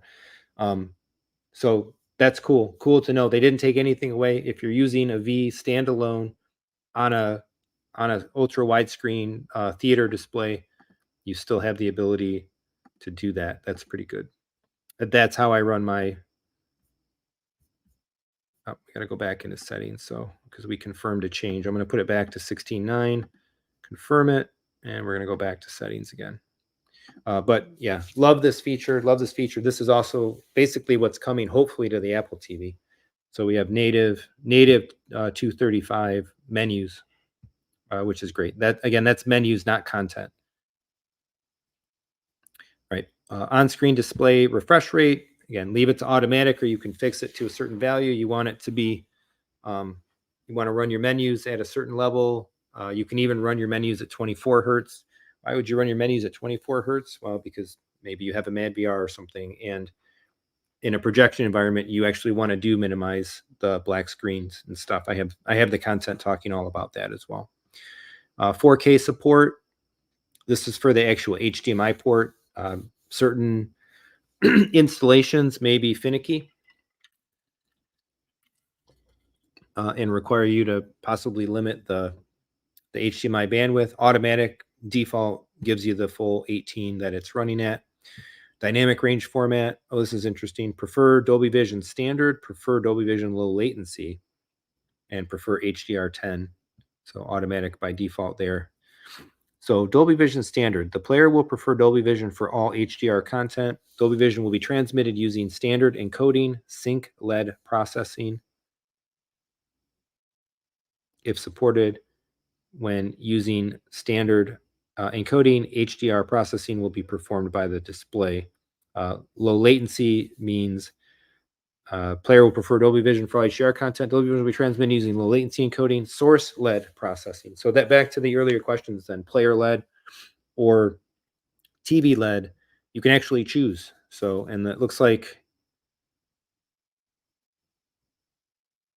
actually, it wasn't telling us which of the ones it was doing. I think it should be using TV LED by default. And then, or prefer HDR10. Color formats, default automatic, prefer 444. Again, you're only getting 444 potentially at lower refresh rates because of the limit. We can change the bit rate, the bit depths as well of the color. Again, for the most part here, you're pretty good with automatic. There may be certain times or reasons why you would fix certain values, like JVC. You're using a projector. JVC does its processing, I believe, in like the 422 domain. So I think it was in MadVR, I believe, does as well. And then HDMI content type metadata. This is for something like a MadVR. It's a trigger basically that tells the device it's connected to that whether it's in menus or in content and different things, you can trigger off of that. Unless you again have a more advanced setup and you have that extra stuff, you just leave this off. Audio is pretty similar. Select audio output behavior. So here we go. This is what I was excited for. Boom. Bitstream HDMI only is the default. And then we have PCM multi-channel HDMI only, or PCM stereo, where you could actually use the other connections. So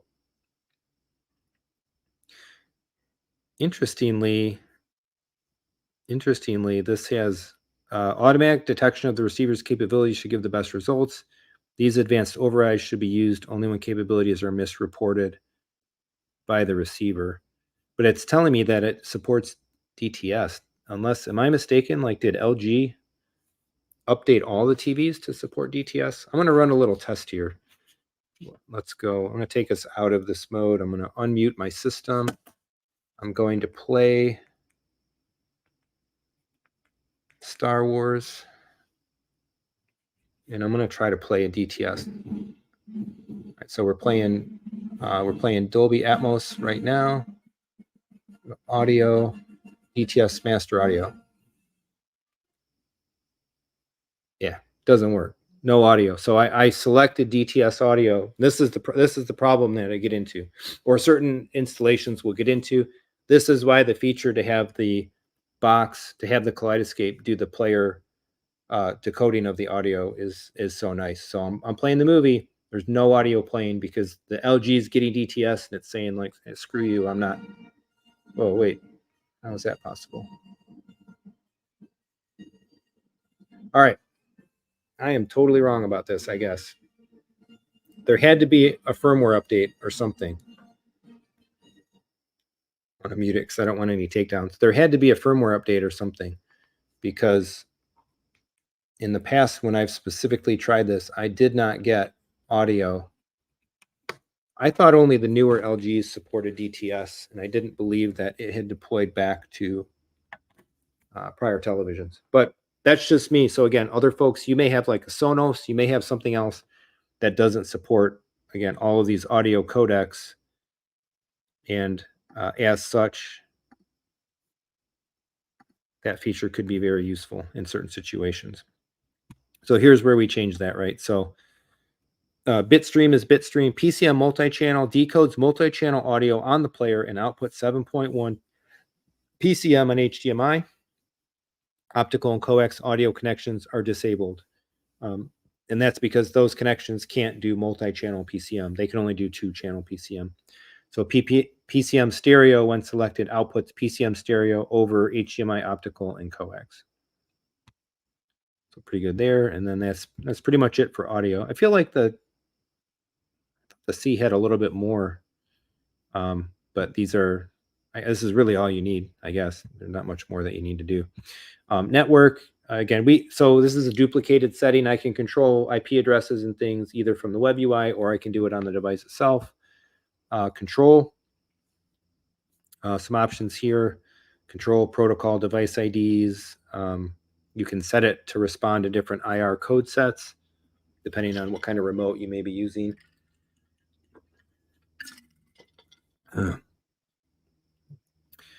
Some IR remotes use the same pair of buttons for skipping chapters and paging through lists, so you can choose a little bit of behavior there. And then lightings and shades, hard word to say, with invisible braces. Lutron integrations, if you have a Lutron system as well, Homeworks kind of stuff, you can pair it and get it controlled in there. So that is your advanced setting selection of menus and options.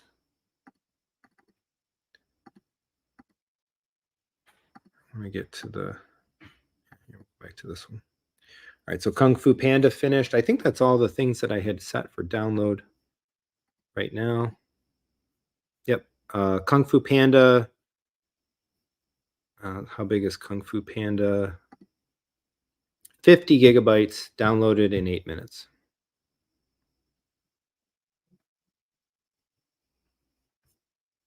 And the average, I got 824.2 megabit per second on Kung Fu Panda. All right, let's hit some comments. Any other questions? Been at this a while. I think we've seen the gist of it. Kind of got a good picture of what it's all about. If you have more questions, I'd suggest pop them in the chat now. We've got a huge group of folks watching. Thanks everybody for coming out. If you would, please do some of the stuff. Smash the like button right now if you haven't already. Let's get this circulating. I'm hoping this is the first one, the big one out on YouTube, on social media, really kind of showing this thing off in hand, first setup and first real chance to look at it, look at the UI and all that sort of stuff. Again, if anybody's interested, hit me up after, Jeremy at techthusiasm.com.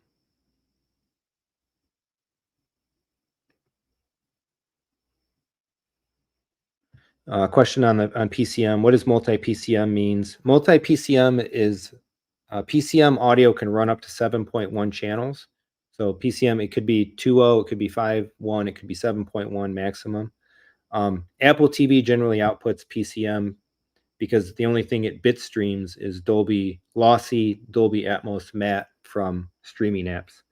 Every other type of audio, usually that an Apple TV sends out, it does a PCM decoding in the box and sends the PCM out. That's exactly what this Strato V can do. Harp saying, use the USB power drive, 0 issues for cataloging. Yeah, they even said actually on the Kscape owners forum that, that the fact that they put out an approved list doesn't mean that those really are the only drives that work. They're all just drives. There's nothing special about the ones.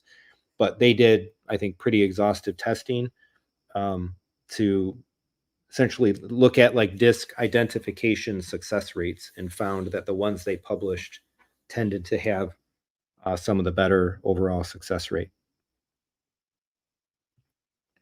Jeffrey's saying, I'm currently swapping between streaming Fury Road and on the Strato V, noticeably better on the Kaleidescape. Details are sharper and improved. Yep. Yeah, definitely should be better than DV or not. The Kaleidescape version should be better than streaming in the video and the audio.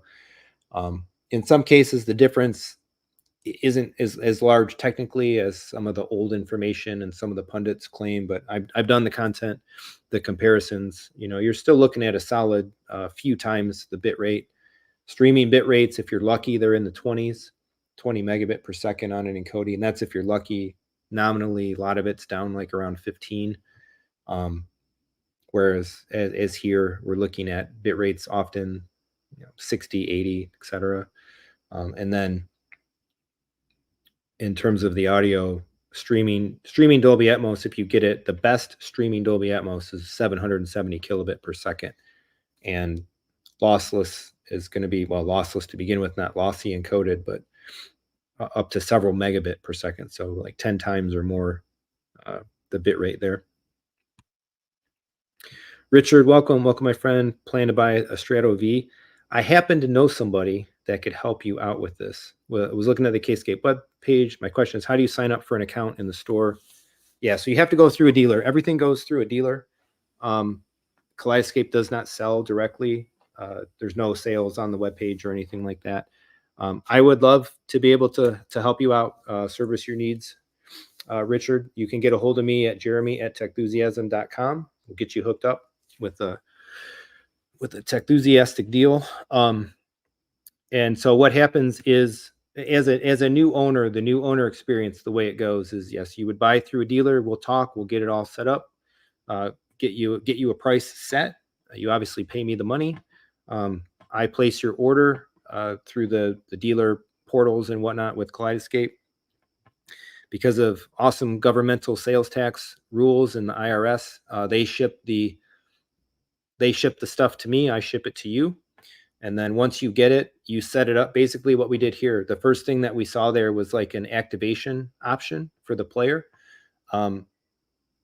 You click that activate, you put in an email address that you want to use for your account, you get an email, and then you get your opportunity to, that's how you sign up for your account. So you need hardware to make an account. There's no way to like pre-set up an account unless you are a hardware owner, like setting up a device basically for the first time. So reach out and we'll get you set up. Again, they're shipping, basically the V's are shipping same or next day. You want to buy it tonight? Let's do it. I get your order placed tonight, and it'll ship out from Kaleidescape probably tomorrow. Yes, that's what DV content looked great. Yep, I'm sure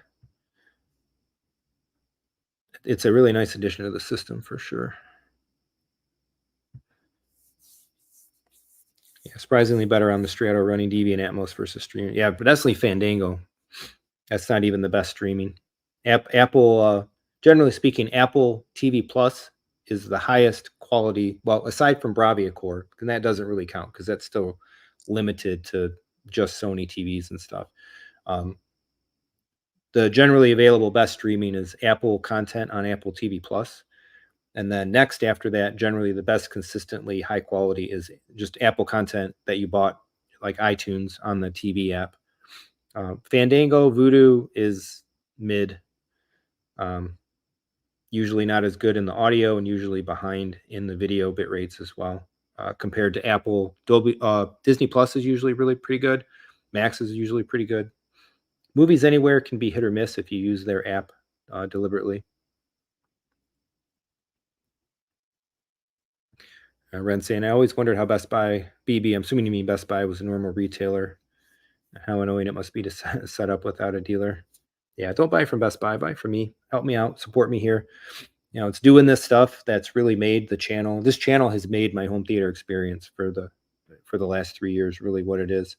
I mean, this channel is the reason that I'm even talking about getting an NZ900 in the theater room. So I appreciate your ongoing support. Put a lot of time, effort, and energy into the stuff that I make. I try to make really unique content. I try to do stuff like this, these really deep dive stuff, not just hypey whatever, but let's really get into the nuts and bolts of stuff. Yeah, Jeffrey's saying you can't make an account, right? You can't make an account until you have a device. And then the activation process will get you set up. Interesting question. So I'm curious what other people feel about this. Feels like there's already some answers there. Does DV have as much of an impact on the new TVs that are so bright? Yeah, I think my gut feeling is that like the value of DV is diminished a little bit. Like it was a bigger deal years ago when the TVs were not as bright and there was a lot more mapping and processing and things needed. So but I to me, I feel like a lot of folks still prefer it, whether it's just simply a matter of, hey, it should be the better thing, and my video system, my television, my display supports it. I want the lights to light up. Going back way back into this whole home theater hobby, right? Like, and even still to today, some people just don't like seeing PCM on their receivers or whatever. Um, right? They wanted to say Dolby True HD. They wanted the bit stream, even though like PCM is lossless intermediate decoding. But yeah, what Michael lost volume control would be helpful when CEC is introduced. Yeah, they did not do a volume. There's no volume buttons on the Kaleidescape remote itself. So a little bit of that would have been a nice addition there. I like when I'm using something, I like to have to have one remote to use the device that I'm using and be able to manage volume and stuff like that. Jeffrey, his LG G3 is connected to a Sonos Arc, so that's similar setup. I guess that we got going here too.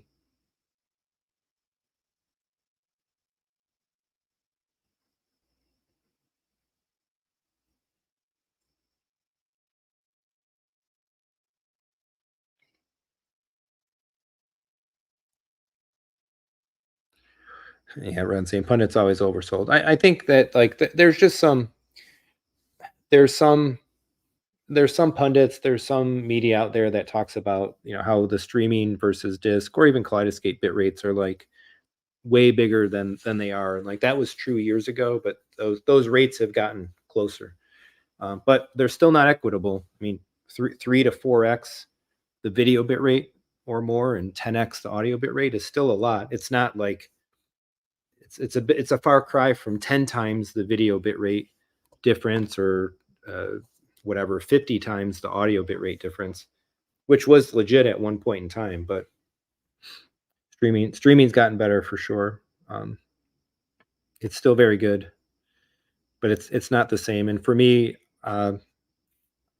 we buy all these systems, we put all this stuff up in our houses, we spend a lot of money on all of the other requisite components. Why would you not want to always make sure that you have the best other source available if you're able to accomplish that? Oh yeah, Carl Jones, can the logo on the machine be dimmed? Yeah, actually I can demonstrate that. So I can leave this up. Let's go to where was it? It's under settings. So I go to the IP address. So it's 10 default right there. There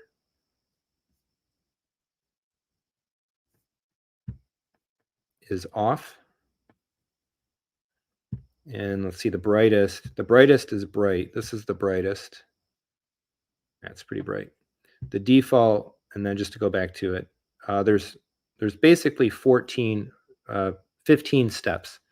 Off, and then it starts counting at 1. 10 is the default, and bright is basically 14, 0 base to 14. So again, this is the default. This is the bright. And then you can go all the way to off. And just to show it as well, this is one step. Pretty faint. So be visible in a dark room. Let me do this.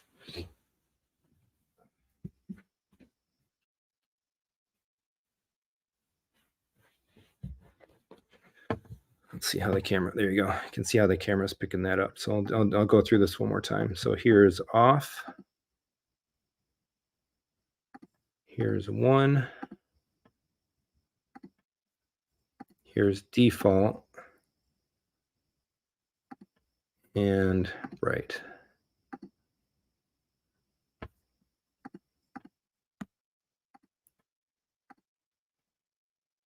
Go back to default. Let me turn the lights back on.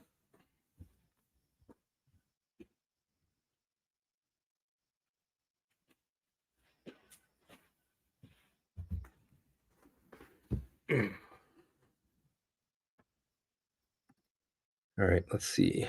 So I see some conversation about Dolby Vision, nits mastering, etc.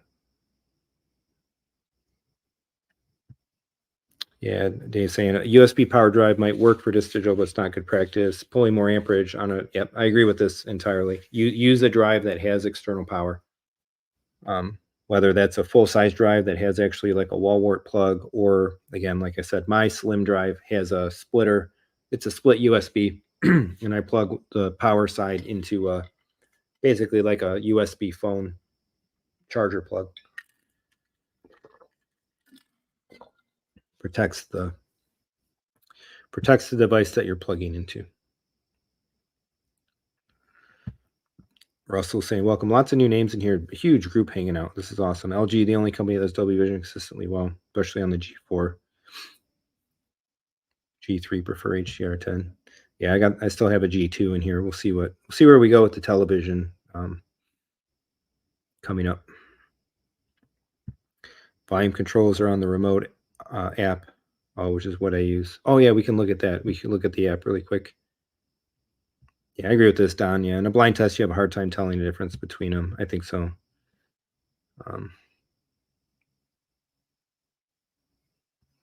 Yeah, Ren. Once AV1 becomes mainstream on streamer side, quality difference shrinks. Maybe Max. We'll see. We'll see what happens. I mean, don't bet against the internet, and there may come a time where we're streaming super high bitrate video and lossless audio. I wait for it every year, and it hasn't happened yet. So, ooh, John saying front panel will also dim automatically during playback. Let's do that. So let's set it to bright. Honestly, I didn't know this or didn't think much about the brightness of it because I've never been in a room. I've never been in the room really with my player before. My stuff is racked up in my storage room. So if I let's play Kung Fu Panda here.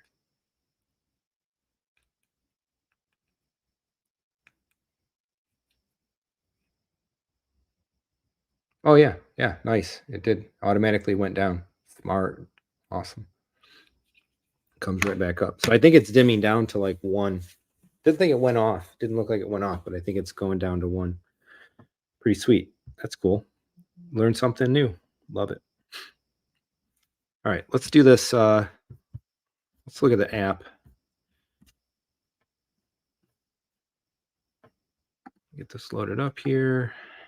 Get it full screened. Make sure that we're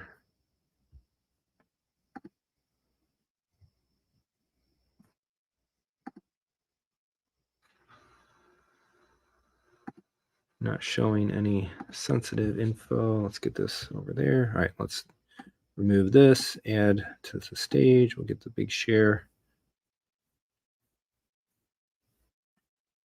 All right, so this is the Kaleidescape app. I am running this on my Mac. So available for Android, iOS, iPad, and it's in the Mac App Store. Pretty sweet. We can browse movie collections here. If I click on a given movie, I can go to a movie details page. It tells me that the resolution it's going to be small in the screen share. But I get all the awesome tags, Dolby Vision, etc., cast and crew, languages, details. I could buy it, I can rent it, all that stuff kind of right here in the app. I can search, right? Find some movies, find some content sets, all that stuff. I got some options for more. Look at my account. I can see, oh, actually, I'm not, I thought I was logged in here. Oh, take this out. It must have been a while since I've gone into the login part of the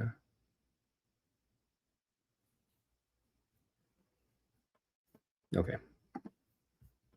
Come back here, add this back in. Okay, so there we go. Movies, I can see all my movies. This is cool. I can see what's what's downloaded to home. So this is all the stuff that's sitting on my Terra. Downstairs, I can see what's been downloaded to the V already. I can see what's not been downloaded. I can see all of them.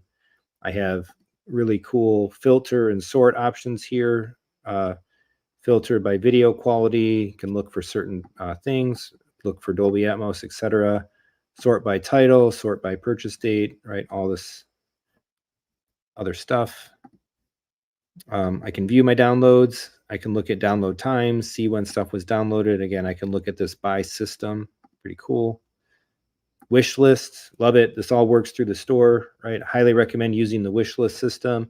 And it's nice too, because if you put stuff on your wish list, they will message you or they'll give you notifications in the app when stuff that you've wish list had gone on sale. You can see rentals. I rarely rent. I usually buy. I don't even remember why we rented these. But in the past, I've rented 2 movies, no current rentals of record. Again, can see the digital offers, real good replication, again, of what's on the Kaleidescape webpage here, but in an app format. I can convert my digital offers if I want to. Oh yeah, movie updates, awesome key feature of the platform. If a movie is put out and then for whatever reason that movie is improved, something is fixed in the encoding, right? They can issue an update. You get an indication of that here. You can kick off a re-download of that movie.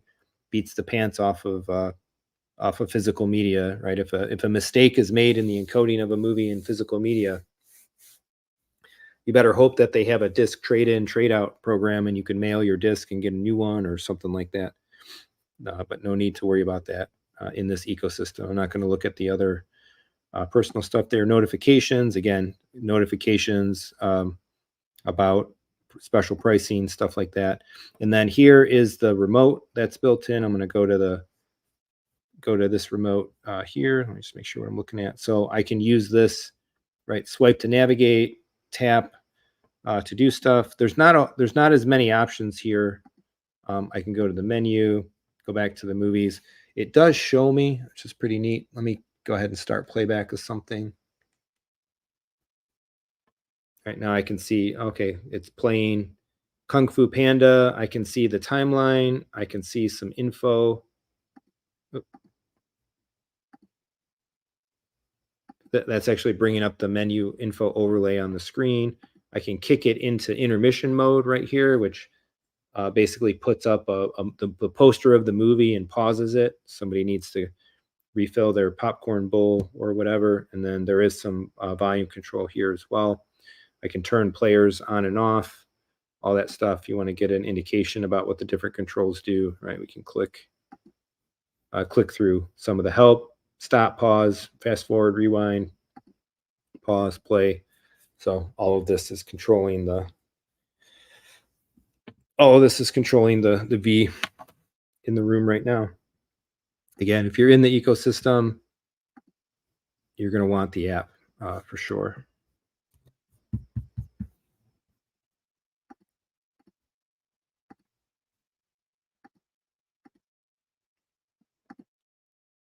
Let's go here. It's not giving me. There we go. That's what I wanted. Boom. All right, and we're back. Let me turn the brightness back to default. All right, I think we're going to wind down here. Any last questions, comments, thoughts? Let me know. Let me know what you want to know. And Mr. John Green is a very qualified Kaleidescape expert. Let's put it that way. So if you want to ask some questions, now is a good time. Now is a good time to do so.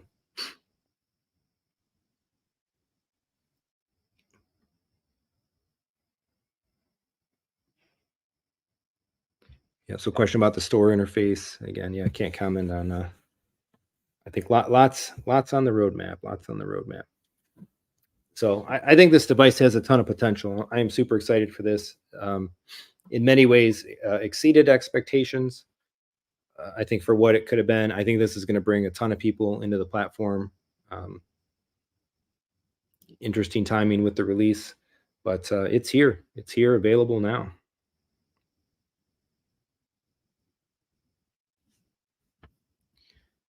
A new question here. So yeah, any final items, any final questions, comments, fire them out, please. Hopefully we can get two versions of the movies in the future, include IMAX enhanced. Um, yeah, some movies have the changing aspect ratios and that sort of stuff. Some of them don't. I think some of the older ones that have the changing aspect ratios tend to not have them, but the newer ones do. Top Gun, Maverick does. My throat is raw. Deben is asking, do you get Criterion titles in 4K? So that is one of probably is the most requested movie rights holder studio to be want that folks want their content to be added to the store. Criterion is not currently in there. The store is very full, but that's one of the rights holders that isn't quite there yet. Yeah, so let's see if you're interested.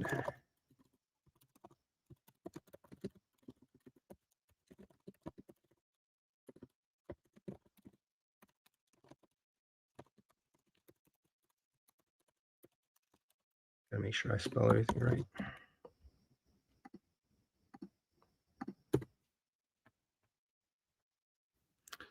There you go. Jeffrey asking, hardware capable of 3D. Regardless of roadmap, could it do it? So there is no active 3D support right now. Yeah. Thanks for showcasing. Yeah. No, I was excited. It's cool that it actually came on a Wednesday because this is one of my more available nights to do do a stream like this. Obviously, there's given the large pool of folks that have been hanging out or in and out possibly over the last 2 hours. There's a lot of interest for sure. I've been talking to a lot of folks. Again, I think there's going to be a big influx of folks into the ecosystem with this device. And so there'll be more to come. Like I said, I did film an unboxing, and unboxing is an unboxing, but I had the opportunity to do it, so why not?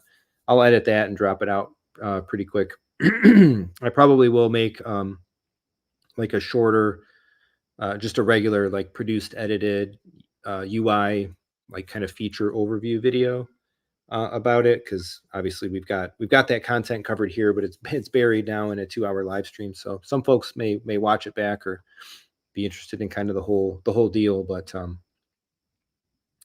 I'll put that out kind of separately, and we'll go from there. This is going to be my system, my sole Kaleidescape for a little while. I really wanted to do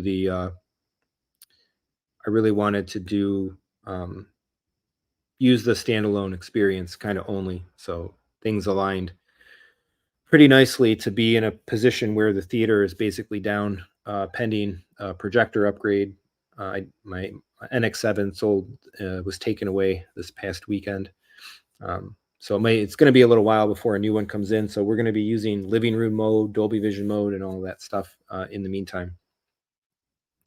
So a good opportunity there. And then I sold my C. I definitely have, my intentions are to upgrade my C to V because of my specific setup logistics and stuff like that. And we'll see what I do for another Tera. The 12 is still down there. If it sells, it sells. I'll upgrade it to a bigger one or something like that. Draft Hero asking, the V has only one HDMI output. I believe the C has one for video and one for audio. If so, why the change? Does the C have better audio? No, it's not better. It's just a different connection logistic. For a while there, back longer ago. I mean, keep in mind the C is what, like 2016? Is that when it came out? Several years old, right? And even at that point in time, sometimes we needed devices with certain audio codecs, and we didn't have necessarily Dolby Atmos and all that stuff back then. Sometimes you needed, or if you had receivers that couldn't pass 4K, even stuff like that, it made sense that in some installations you sent your video to your display, or maybe your video processor or something like that, and you sent the audio separately to your receiver or your preamp. I don't think most new systems really demand that option nowadays. We have a lot of different audio and video formats, but most everything pretty much most everything pretty much, there's much wider, more pervasive support. So it's not about better. It's just more about integration need. So yeah, again, if anybody's looking, Jeremy at techthusiasm.net, hit me up. Yeah, lack of criterion is massive deal breaker for me. I mean, the store is good. The store over the years has really been filled out. I've been in it long enough that even before I was first into the platform, there were even just like some major studios that weren't in there yet. But I mean, I think they've done a great job of continually building it out. MGM, I think, was one of the latter holdouts that took a while to get, but now we've got it. Rocky Bond. There's a lot of big movies under that banner. But there's always more. There's always more opportunity to build a store out. I think there's more opportunity in like anime and some other types of films. I think they can go deeper with like some more boutique stuff. I'd love to see Toho. Man, I'd love to see Toho. I want the whole Godzilla legacy from the 1950s to current day on the platform and stuff. So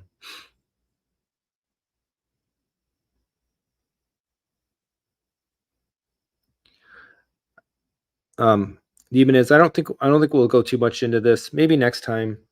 This is something I definitely want to talk about though, because I think there's a lot of confusion about what exactly Apple is doing. There was the news that came out about Mac OS Sequoia bit streaming, and I think a lot of folks thought that meant like lossless bit streaming was coming to Apple platforms, but that's, to my experience, I made the video on it. That's not really what's happening. They were just bringing what the Apple TV already does to the Mac. So I don't think, I'm not aware of anything changing super much on that front. Yeah, Michael's saying if you're new to the store, right, somebody that's in the ecosystem. Yep, there is a referral program. I should say as well, basically, my referral link or my referral code may be floating out around there in the interwebs somewhere. Please don't use it. Definitely, if you're buying from me, I cannot be a dealer selling you a system and rightfully give you a referral for that system as well. So even if you decide to go buy it somewhere else and you see my referral code, please don't use it. It should be defunct now anyway, and I've stripped it off of content and things like that. But I'm not eligible as a dealer for referrals. But your friends and other folks are. So, DV for TV shows. Good question. I haven't looked in the store on the TV side of things to see if anything is in DV. I think maybe if there would be, it'd be like something really high end, like a Game of Thrones or something like that. I think there's a lot of work to be done in deploying DV through the store. Let me do it. Okay, yeah, no DV on any TV content yet using the filter.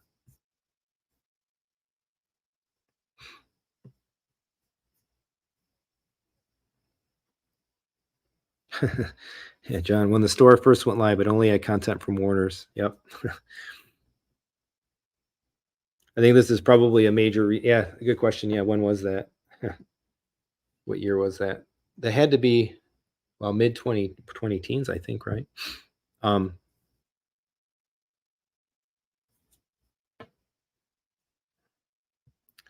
Richard saying, yeah, the Canadian store has less movies available than the store in the USA.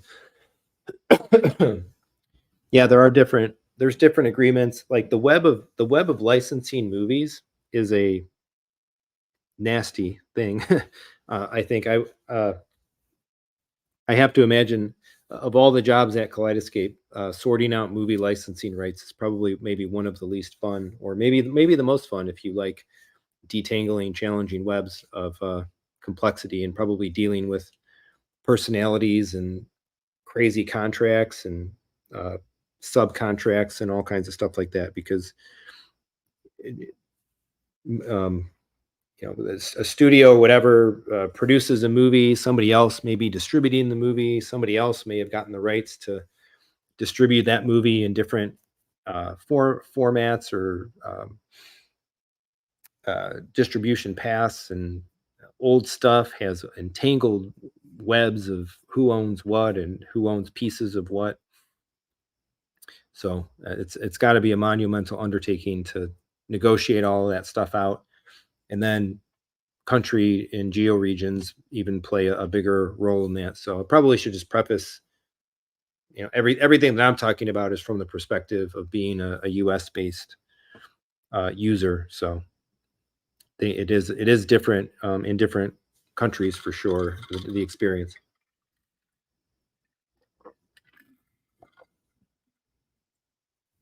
As a dealer as well, I don't even sell internationally. Yeah, it comes down to licensing and distribution. Yep. Tangled web.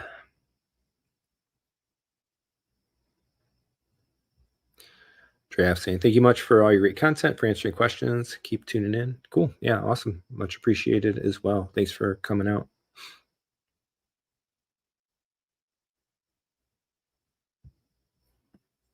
Jeffrey saying, gravity in Atmos is an experience. Yeah, that's one of my go-to demos actually.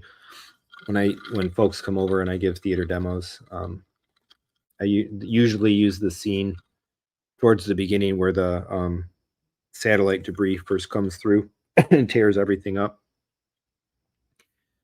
It's a really cool like multi-channel Atmos experience, because you got like they're talking on the radios and people coming from different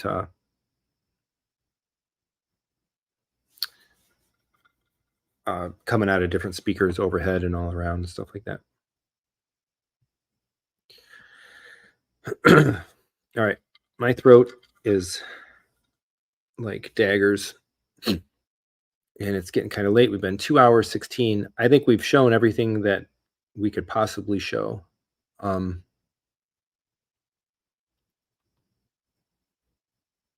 Pretty cool. I guess the other thing I can say, I did buy the wall mount as well, so I'm probably going to end up I'll install that wall mount sometime, maybe this weekend or whatever, and then get it sitting pretty in the wall mount behind the TV there. Get the IP address set, get it on my Control 4 system, and then start watching some movies. The family, we've been slowly working our way through the MCU, so excited about that. We're on Guardians now. My son and I really deep into the Marvel mythos at the moment. Sitting here on my coffee table, all around my laptop, is our current game of Marvel Champions. Got to plug this thing, man. If you're a Marvel fan, you like games, board games, card games, go check out the core box for Marvel Champions. It is sweet. It's a rabbit hole of stuff as well. Cool. Yeah. Thanks everyone. Thanks Jeffrey. Thanks to all the usuals, all the friends, all the other folks that have been here. I think I hit some records on the viewer count for a live stream, especially an impromptu one. I kind of teased it a little bit earlier, but I didn't actually. I wasn't for sure if I didn't want to schedule it way out, because I didn't know specifically if we had to if there might have been a delay or something and the V didn't come, and then I wouldn't be able to do it. I didn't want to put it in, so. But it was here. We came home from work. Oh, nice. Store went live in 2012. Okay, yeah. See, when I think about the Strato, I always think just about the Strato C. So the Strato C is like several years old. Well, several-ish years old. But the original, when the store came out, that would have been the original 2U Strato. And then the S, and then onward.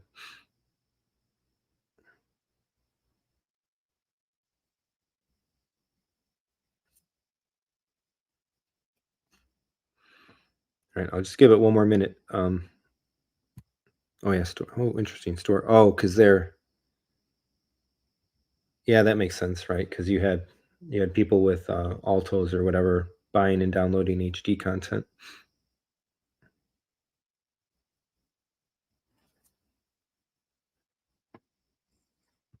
Oh man, we got a bunch of the guys here. I don't want to go away now. I want to see the questions fly. So there are like, I mean, we have the guys in the chat. If you guys have questions about the hardware, about the software, about the system, I mean, you're talking with the guys right now.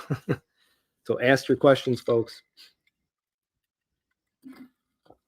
We're not going to have a lot of time.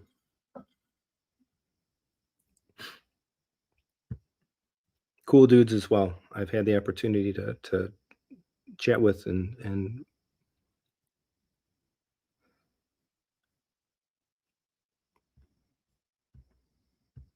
I don't know about John's room as well, but I'll say Mike has a killer theater space. Um, it's been showcased as well. I think a couple different places online.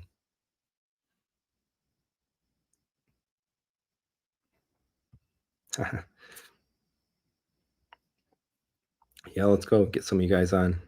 Get you on camera, get you on live. Oh, we're going to sleep here.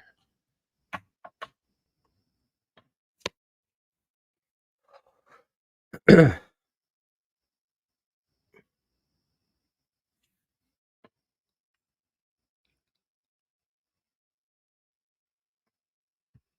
Jeffrey asking, oh, about the 3D. Yep.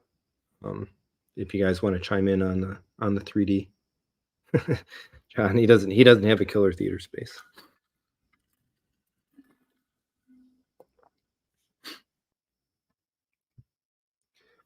Large Michael, welcome. So going forward, the Strato V should be the way instead of C's. Ultimately, I would say so. I mean, I think there's some reasons, and again, we got the guys, so feel free to chime in. There's a couple reasons why I think the C stuck around. I think one of those is the legacy support. The C does a feature they call co-star.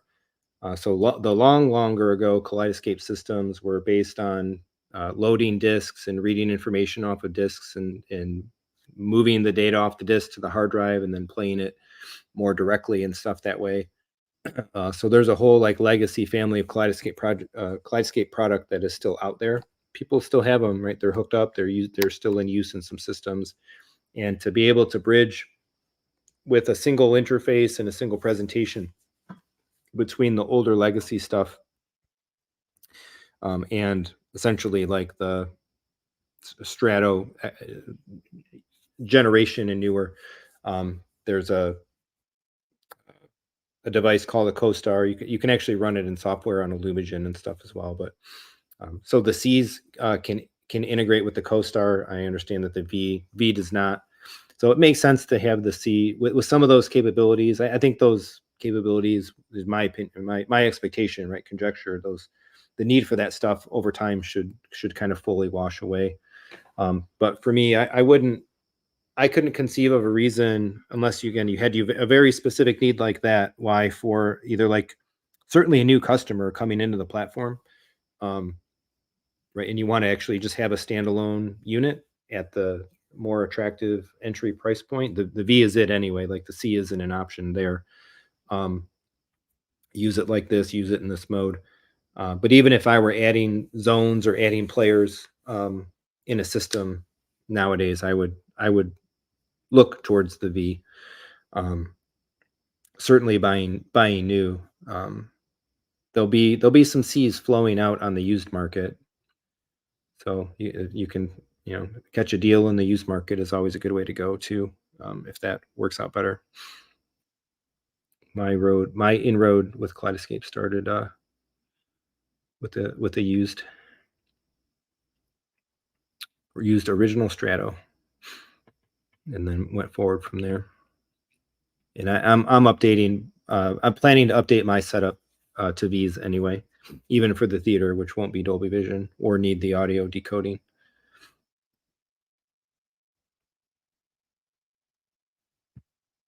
Yeah, Mike's saying, yep. Then that's the other reason why you would buy a C, perhaps if for whatever reason that second audio output was needed.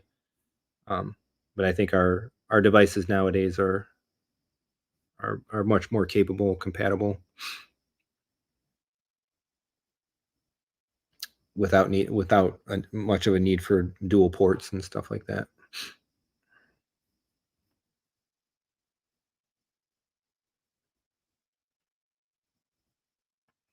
Yeah, we'll keep it focused on K tonight, but definitely something we can get into on a future live stream, streaming amps. I use an Anthem STR, but we just stick to Apple Music around the household mostly. I haven't really done much with streaming amps. I would like to get my hands on a NADM 66, have some fun with that. So comment about 3D, less about the hardware, though a factor, more about whether the software layer from the vendor supports it. And I think also from whether to do it or not based on market demand and whatnot. I can't see, never say never, I guess, but I know it has some really big fans and people are still kind of holding on to the content that they have. And maybe there's still some new releases coming out, maybe more overseas or whatnot, but I've never really paid much attention to it. I've never been a 3D fan so much. Um, Literally been to the movies once or twice to the commercial theater to see 3D and didn't care for it. Um, in When we first time we had 3D at home here was mid 20 teens. In this house, we had a whatever 80-inch Vizio M series. Um, and we tried to watch Captain America Winter Soldier in 3D. My wife and I, and we're sitting here, and that first scene where they're infiltrating the ship at the beginning and Cap's fighting super fast cuts and all that stuff, like I couldn't do it. I had to like close my eyes and kind of put the glasses off a little bit. And I looked at my wife. I'm like, "Are you enjoying this?" And she's like, "No, not at all." Like, all right, boom. That was the Vizio 3D classes went back in the box and they haven't come out again. Michael saying Audio Hawks. Oh yeah, this is I didn't dig into this. You sent me this. I didn't look at it though. Um, Apple Apple looking to buy some audio brands, which would be pretty interesting news. They gotta go those guys, go buy Nintendo finally, pick up a couple other companies.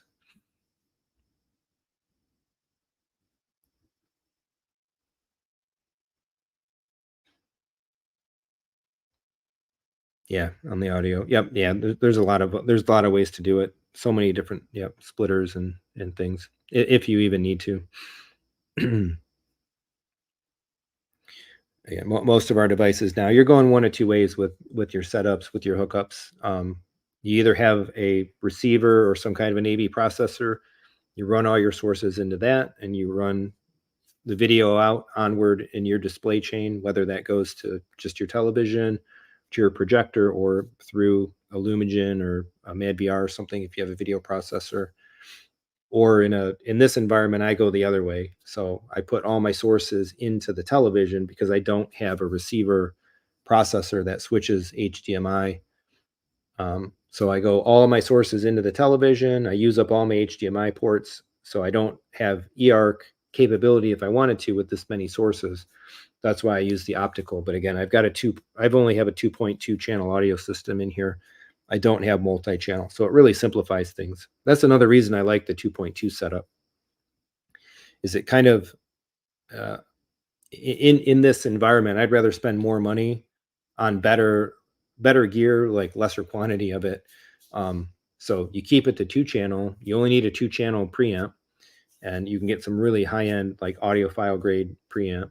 You only need a 2 channel amplifier, and it just works out better. As soon as you add one more speaker, one more speaker, even just a center channel or whatever, everything changes pretty significantly.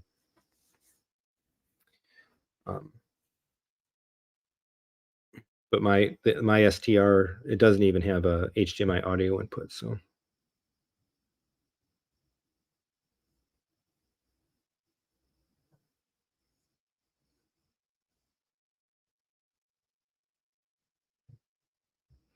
yeah, Jeffrey's saying he's the only person that enjoys 3D. Hmm.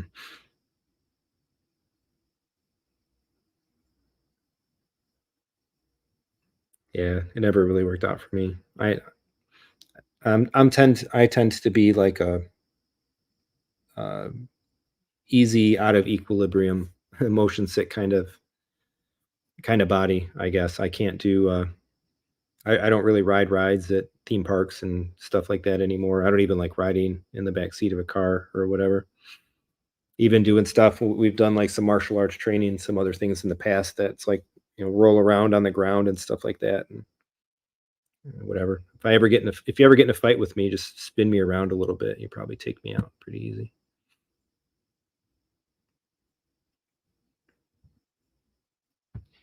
That hurts saying, even if Dolby Vision isn't a thing for home theaters, yeah, maybe in the near future. I'm glad they added it. Yeah, I think it's good. I think this device really opens up some awesome markets. Yeah, it helps moving the player around, etc. Yeah, I think it's great. I think it's really great to have an all-in-one box back in the ecosystem, and especially now that that box is nice and compact, and that box can pull content so quickly, right? 10-minute downloads and stuff changes the platform. I had a really hard time. We had through the times that we had our original Stratos. I bought the original 2U Strato. That was my entry point. And I bought it used, picked it up on eBay, um, and was quite happy with it and the experience and all of that. And then had an opportunity to upgrade to like a bigger setup. Got real used to downloading movies faster. Then there was an interim period where actually we ran just like a Strato S for a little while. And after having faster downloads, we couldn't go back to the slower downloads. Like actually going back to the S, we almost really kind of stopped using it a lot. But that's on us. I talked to some other people actually in the last week and a half, different use cases, different folks that are not bothered at all by longer downloads. But the way that we tend to use this in our family is it'll be um, a rare occasion lately that somebody in the household doesn't have something to do in the evening, sports practice or this or that or whatever. And so we'll usually be eating dinner and it'll be like, okay, we have time actually. Let's watch a movie tonight. All right, it's 6:30. What do we want to watch? Or 7:30. What do we want to watch? And we need to make a decision and get it going. And so if it takes 45 minutes or more to download a movie, that can be a deal breaker if the desire is to watch something that may be new or we didn't preload or something along those lines. So to me, the 10-minute downloads are a huge boon to the system.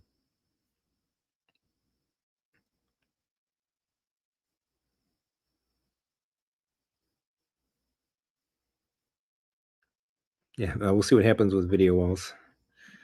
Video walls in the long run as well.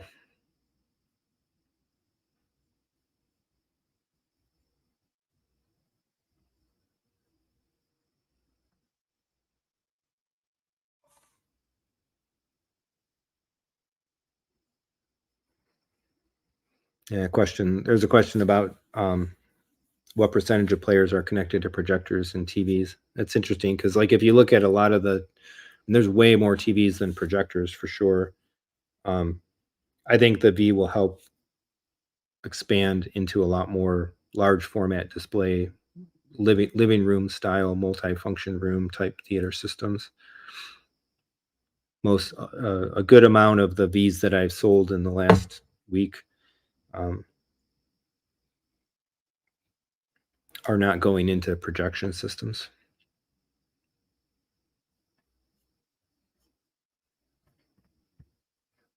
Oh yeah, Have you looked at the Anthem AVM Mini? That's pretty cool. They did. I think that was announced at CDA last year. I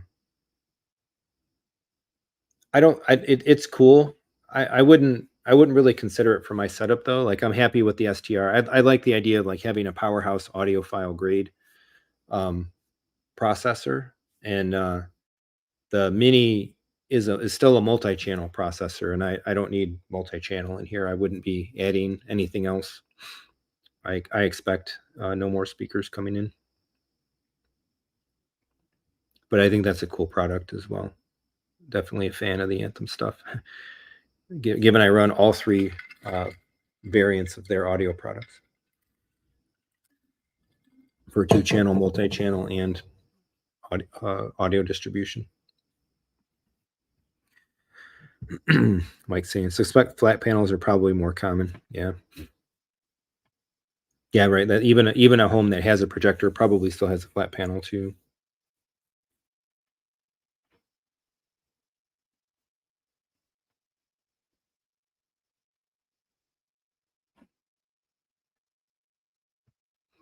Oh, that hurts saying, do you have SSD version of the servers? There are Tera servers with SSDs in them. They are more expensive, like say unit for unit for the same amount of money. If you buy the SSD, you're getting pretty significantly less storage, but you're getting solid state based storage that can run and download a bit faster. Operatively speaking, if I would say if your system is going into a home and your servers and whatnot are going into a rack in a stable, non-moving environment, I think, in my opinion, you're way better off buying hard disk servers and having more storage for the same dollars than any of the performance or whatever characteristics of the SSDs. Jeffrey, he's said he's been waffling over getting a Strato for the living room TV. Adding TV put me over the edge. Yep. Yeah, I got it sitting in the hallway over there. I'll get that out tomorrow for you. Yeah, another huge benefit, of course. You can download a movie at full speed while watching one. So that wasn't possible on the original. CJ saying the V is what I've been looking for. I don't need all the hard drives. Quite happy to download what I want to watch, then remove it. 1 gig speed. Yeah. There you go. Let's go. If you you know how to reach me if you're ready.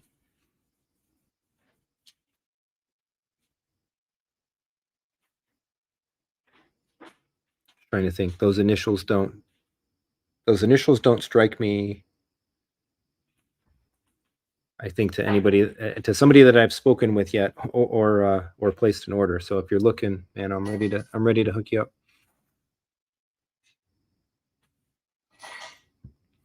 If you have a V plane, will a Terra Prime still download at full speed? That is a yes. Yeah, the Terras have the I think ultimately, right, guys, the Terras have the strongest processing power. They serve the most zones, the most capable. Jealousy, you high speed guys. Yeah, what is Michael? What's yours? He's got like 5G internet or something crazy. I think I could get to 2 gig or 2.5G here if I switch to the AT&T fiber, but it's quite a bit more.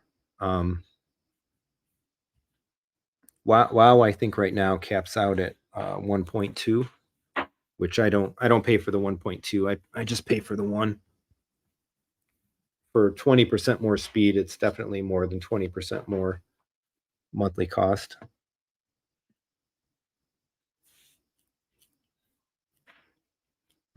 Richard saying try satellite high speed internet, more expensive, but you can get it in rural areas. Yeah, so John, yeah, SSDs useful for fast downloads, supporting more concurrent playback sessions.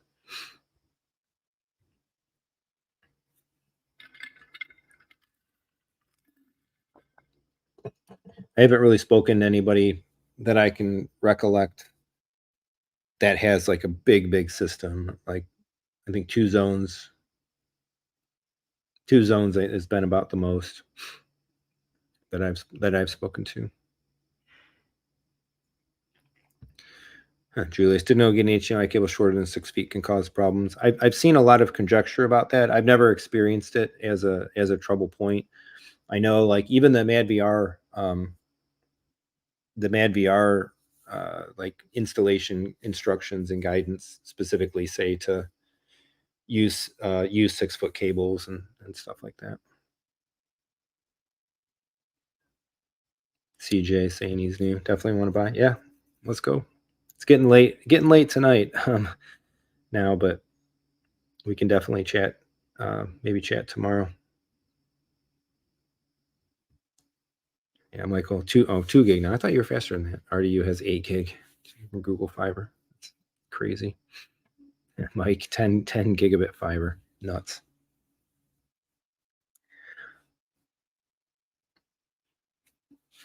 Yeah, I was just going to ask. You probably got the SSDs, 2.3 gigs to a prime SSD, basically saturating the port. So what does that download then, Mike? That's got to be the realization of like 4 minutes or less.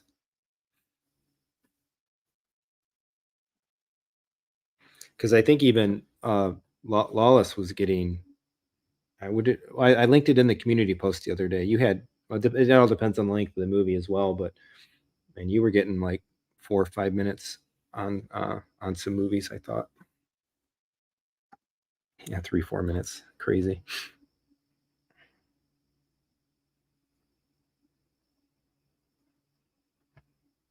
Yeah, and that's the important part too. The primes have the faster port. So I will be, one of my plans for this year at least was to, even though I don't have the pipe coming from the outside, I do want to get some internal networking sped up and get ready for potentially faster service from the outside. So probably end up doing the Ubiquity overhaul or start planning that sooner than later. Yeah, the other question, yeah, SSD safer for yachts as well. Yep. Yeah, spinning hard disks around, it probably could be a challenge to their longevity. Yeah, Michael's getting 4 to 6.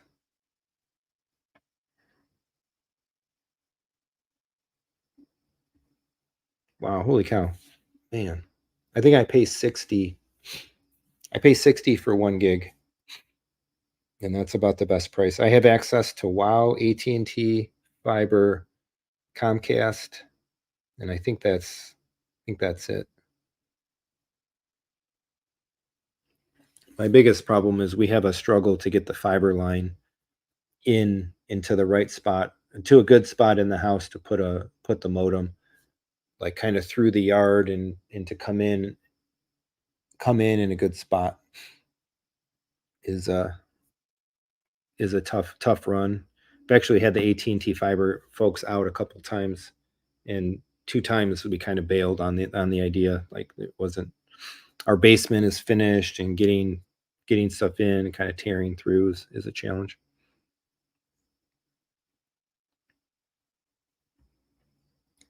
Yeah, SSDs are good for yachts because of the stability, but charter yachts tend to have a lot of zones. Yeah, they have them. They have them in the cabins, probably, right? Multiple cabins. Different world than I live in. I think we're still doing okay here.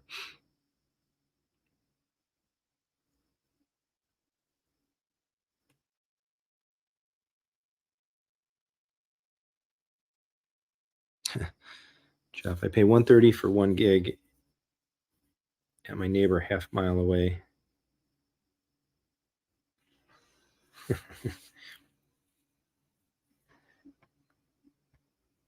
Way, yeah, country living, huh? Ubiquity is what I'm planning to do here as well. I have a stack planned for like a 48 PoE 2.5G switch and all the Dream Machine and all the stuff that kind of goes with it. So at some point we'll get to that soon here. There'll be a bit of a Ubiquity series coming to the channel.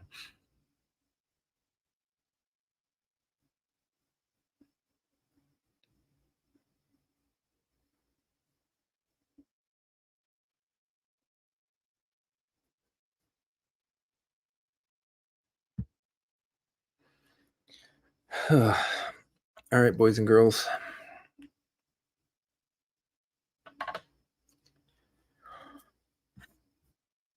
Almost midnight. I need a few minutes to unwind, at least rest this throat.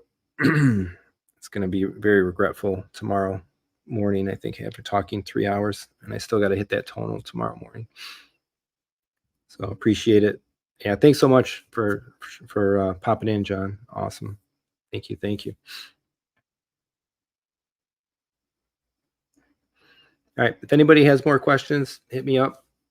If anybody's interested in this or any other elements of the system, reach out. And get you taken care of. Get you taken care of tomorrow night at least. And yeah, look for more content. More content to come.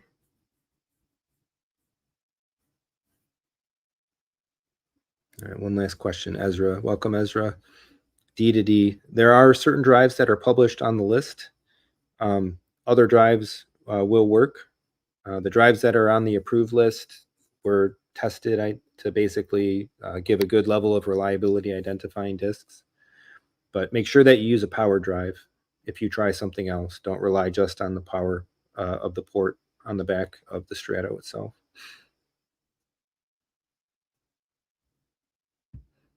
All right.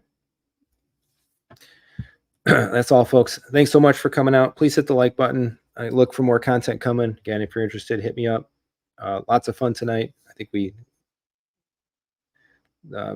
gave this thing it's more than due diligence. Thanks to the Kaleidescape folks for popping in. Very well, certainly unexpected and awesomely very, very welcome and thankful. Maybe we'll hopefully see them again in the future. And yeah, super excited for this thing. I think it's going to open up a lot of opportunity. And welcome to all the folks that are joining into the platform, regardless of where you bought from. So, so cool. Yeah. Thanks again, Mike. Really appreciate it. All